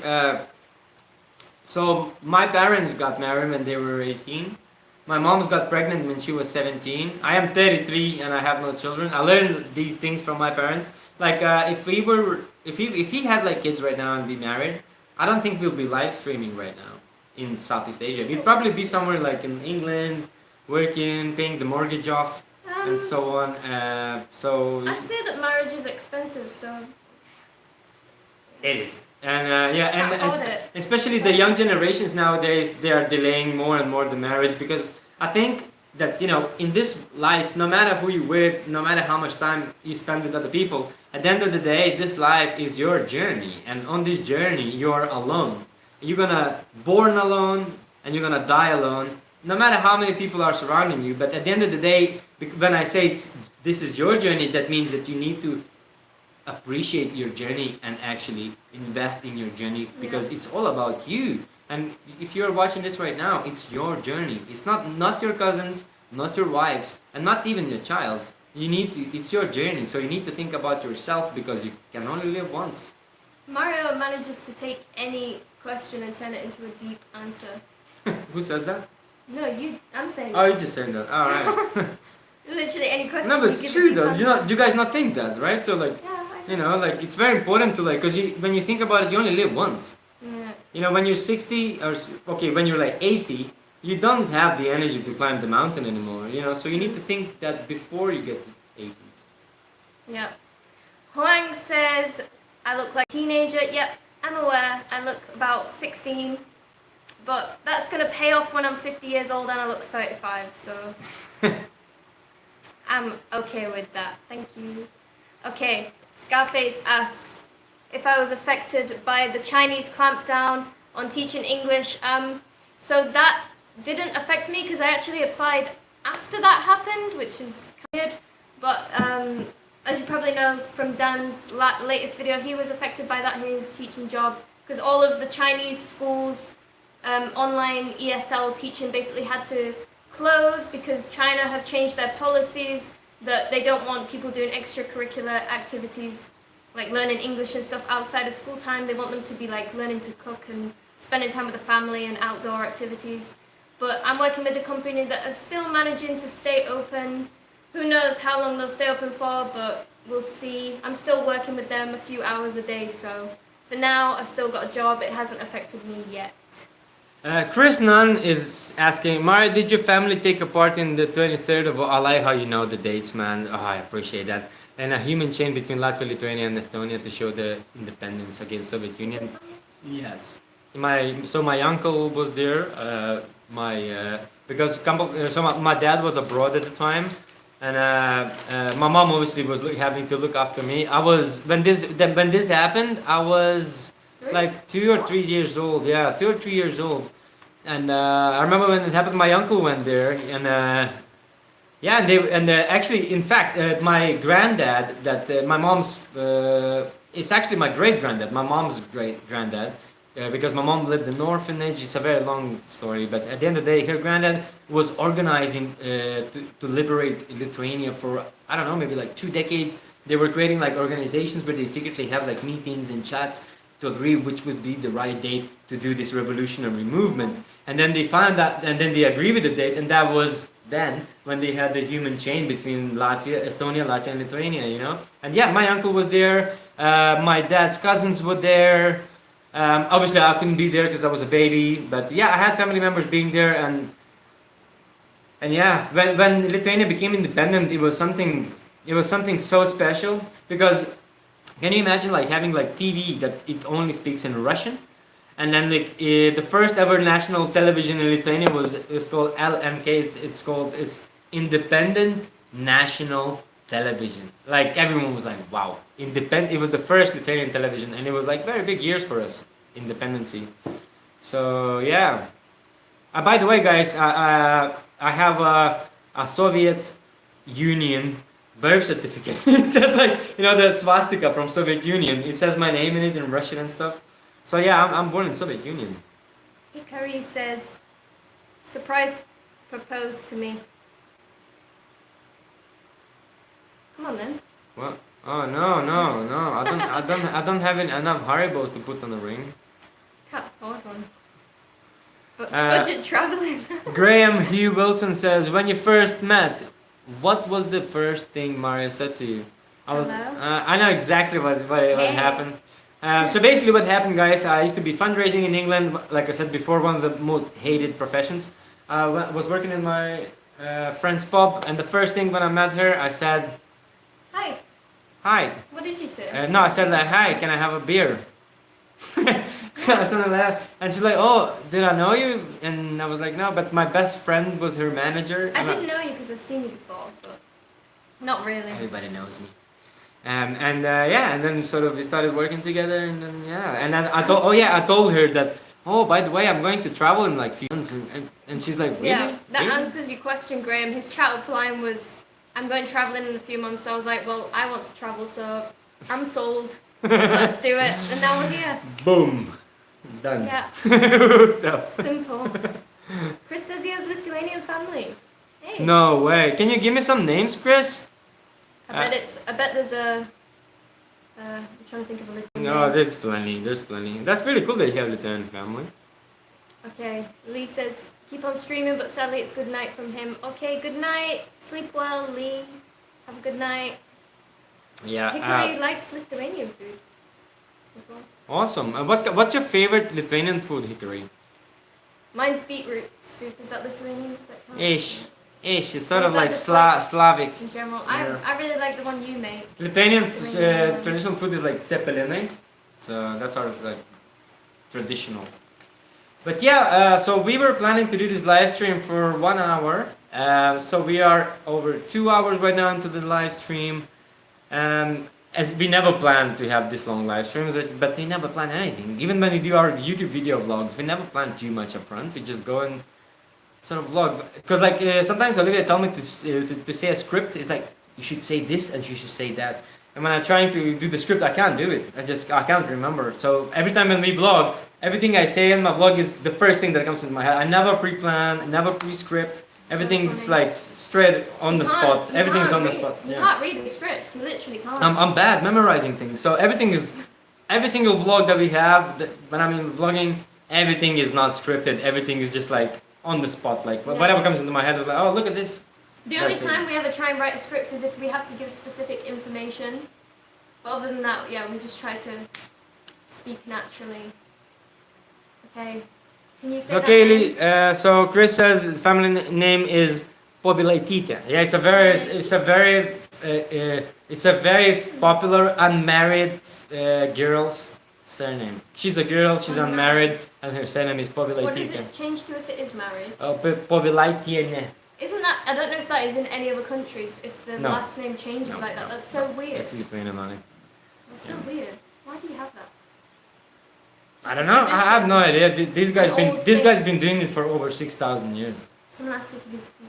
So what about your Russian? Can you speak Russian? Your reading is Я не пхасовать. Мой русский, короче, ну не очень хороший. Я читать русский уже забыл, но говорить могу. Если надо поговорить про жизнь, могу, но так я уже забыл. Sorry, I hope that's enough. Because there's a lot of people who speaks English, so I can't speak too much Russian. But yes, I can speak a little bit of Russian. So, funny because I learned Russian in Ireland because I have like cousins who are Russian, and when I moved to Ireland to live with my cousin for like just over a year and a half, I completely learned Russian.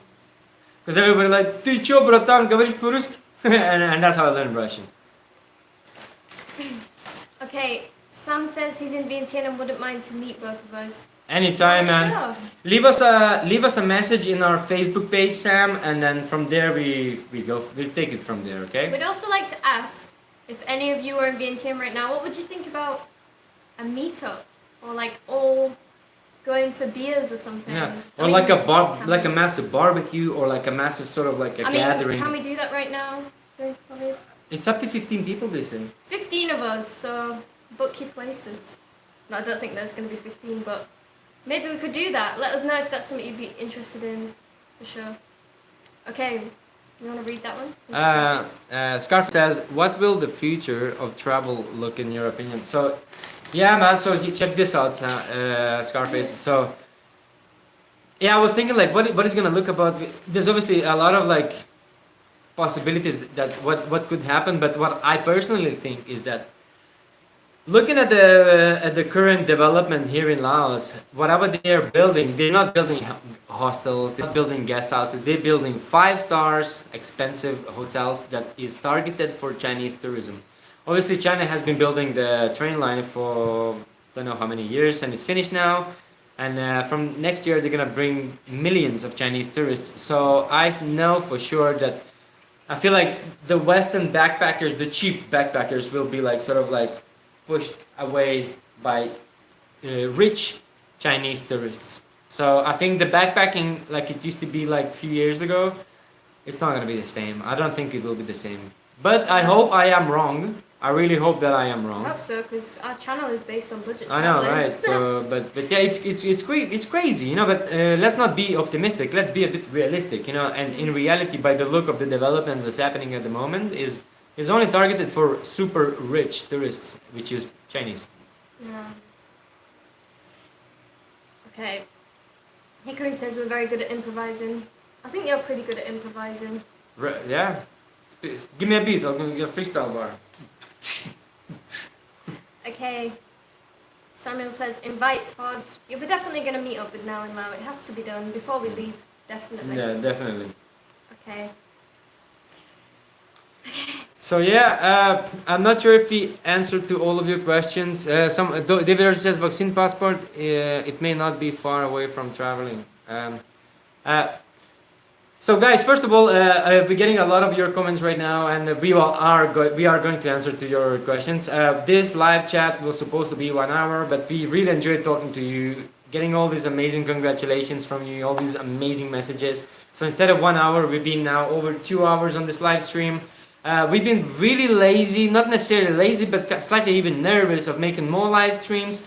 But since this one was again slightly quite a success, we want to make more of those live streams, you know. So right after we end this live stream, we are gonna finish uploading the next video that we have ready for you guys, Yeah. which is us eating bugs whilst being hangover, and then we have our Lao friend explaining his upbringing in literally a rural Laos area, like Yeah. in the pretty much middle of the jungle, you know. Really interesting stuff. Very interesting story, you know. So this video is gonna be like pretty much in a couple of hours tops from now on. We would like to say thank you so much for supporting us, and saying all the congratulations. By the way, Hikari says Cepelline is Cepelline is the main thing, is the main food. I miss Cepelline. Oh my god, I haven't had it in years. But guys, we would like to stick here and chat for way longer, and I'm pretty sure that we're gonna do live streams that are going to be a bit longer. Next time we're not gonna have Oppo phones streaming. We're trying to Wow. do our best to connect Canon cameras so you can see better as well. Let's not promise anything because you never know. You never know, yeah. But yeah, we're gonna upload the insect video in like the next hour. We're gonna premiere it live so we can talk to you, so you can tell us what you So think. yeah, we can have a live chat. While we're streaming it Yes. live. You can talk to us there, so stay tuned for that in the next hour or so. We'll be posting that, and Yes. yeah. And again, the live stream for 10,000 subscribers celebration is something that we have been waiting for years. It wouldn't happen without you guys. We'd like to say a massive thank you for being here for us, Thank you. being there, supporting our channel, and making us to be who we are today. Without you, we're nothing. So thank you very much, because you are Travels on Toast. It's not just us, it's you who are Travels on Toast, because without you, there wouldn't be a Travels on Toast. Yeah. I know it sounds a bit generic, the speech that it sounds generic, right? Sounds cheesy. I didn't mean to sound generic. I'm just trying to be honest. And to be honest, guys, we love you. We love our audience, because without you, without our audience, we wouldn't be Travels on Toast. Yeah. So thank you so much, guys. I hope you enjoyed this little live stream. Sorry for the quality that it was like Oppo. Hope we had a ugly little conversation. I'm pretty sure we didn't answer all of your questions, but we'll try to do our best to connect next time with a better camera, make a longer live stream so we can talk about more. We're probably gonna put a poll to see which time is better for you guys. And for now, we'll see you in about a couple of hours in our next video with the insects and so on. So stay tuned with Travels and Toast, and yeah, I can't wait to get to 100K to see to watch you eating the live bugs. Oh my It's god. gonna be fun. But yeah, anyways, guys, thank you so much for supporting us. We really appreciate you. Big love, big respect. Thank you so much. Bye bye. Bye. Don't know how to end this thing though.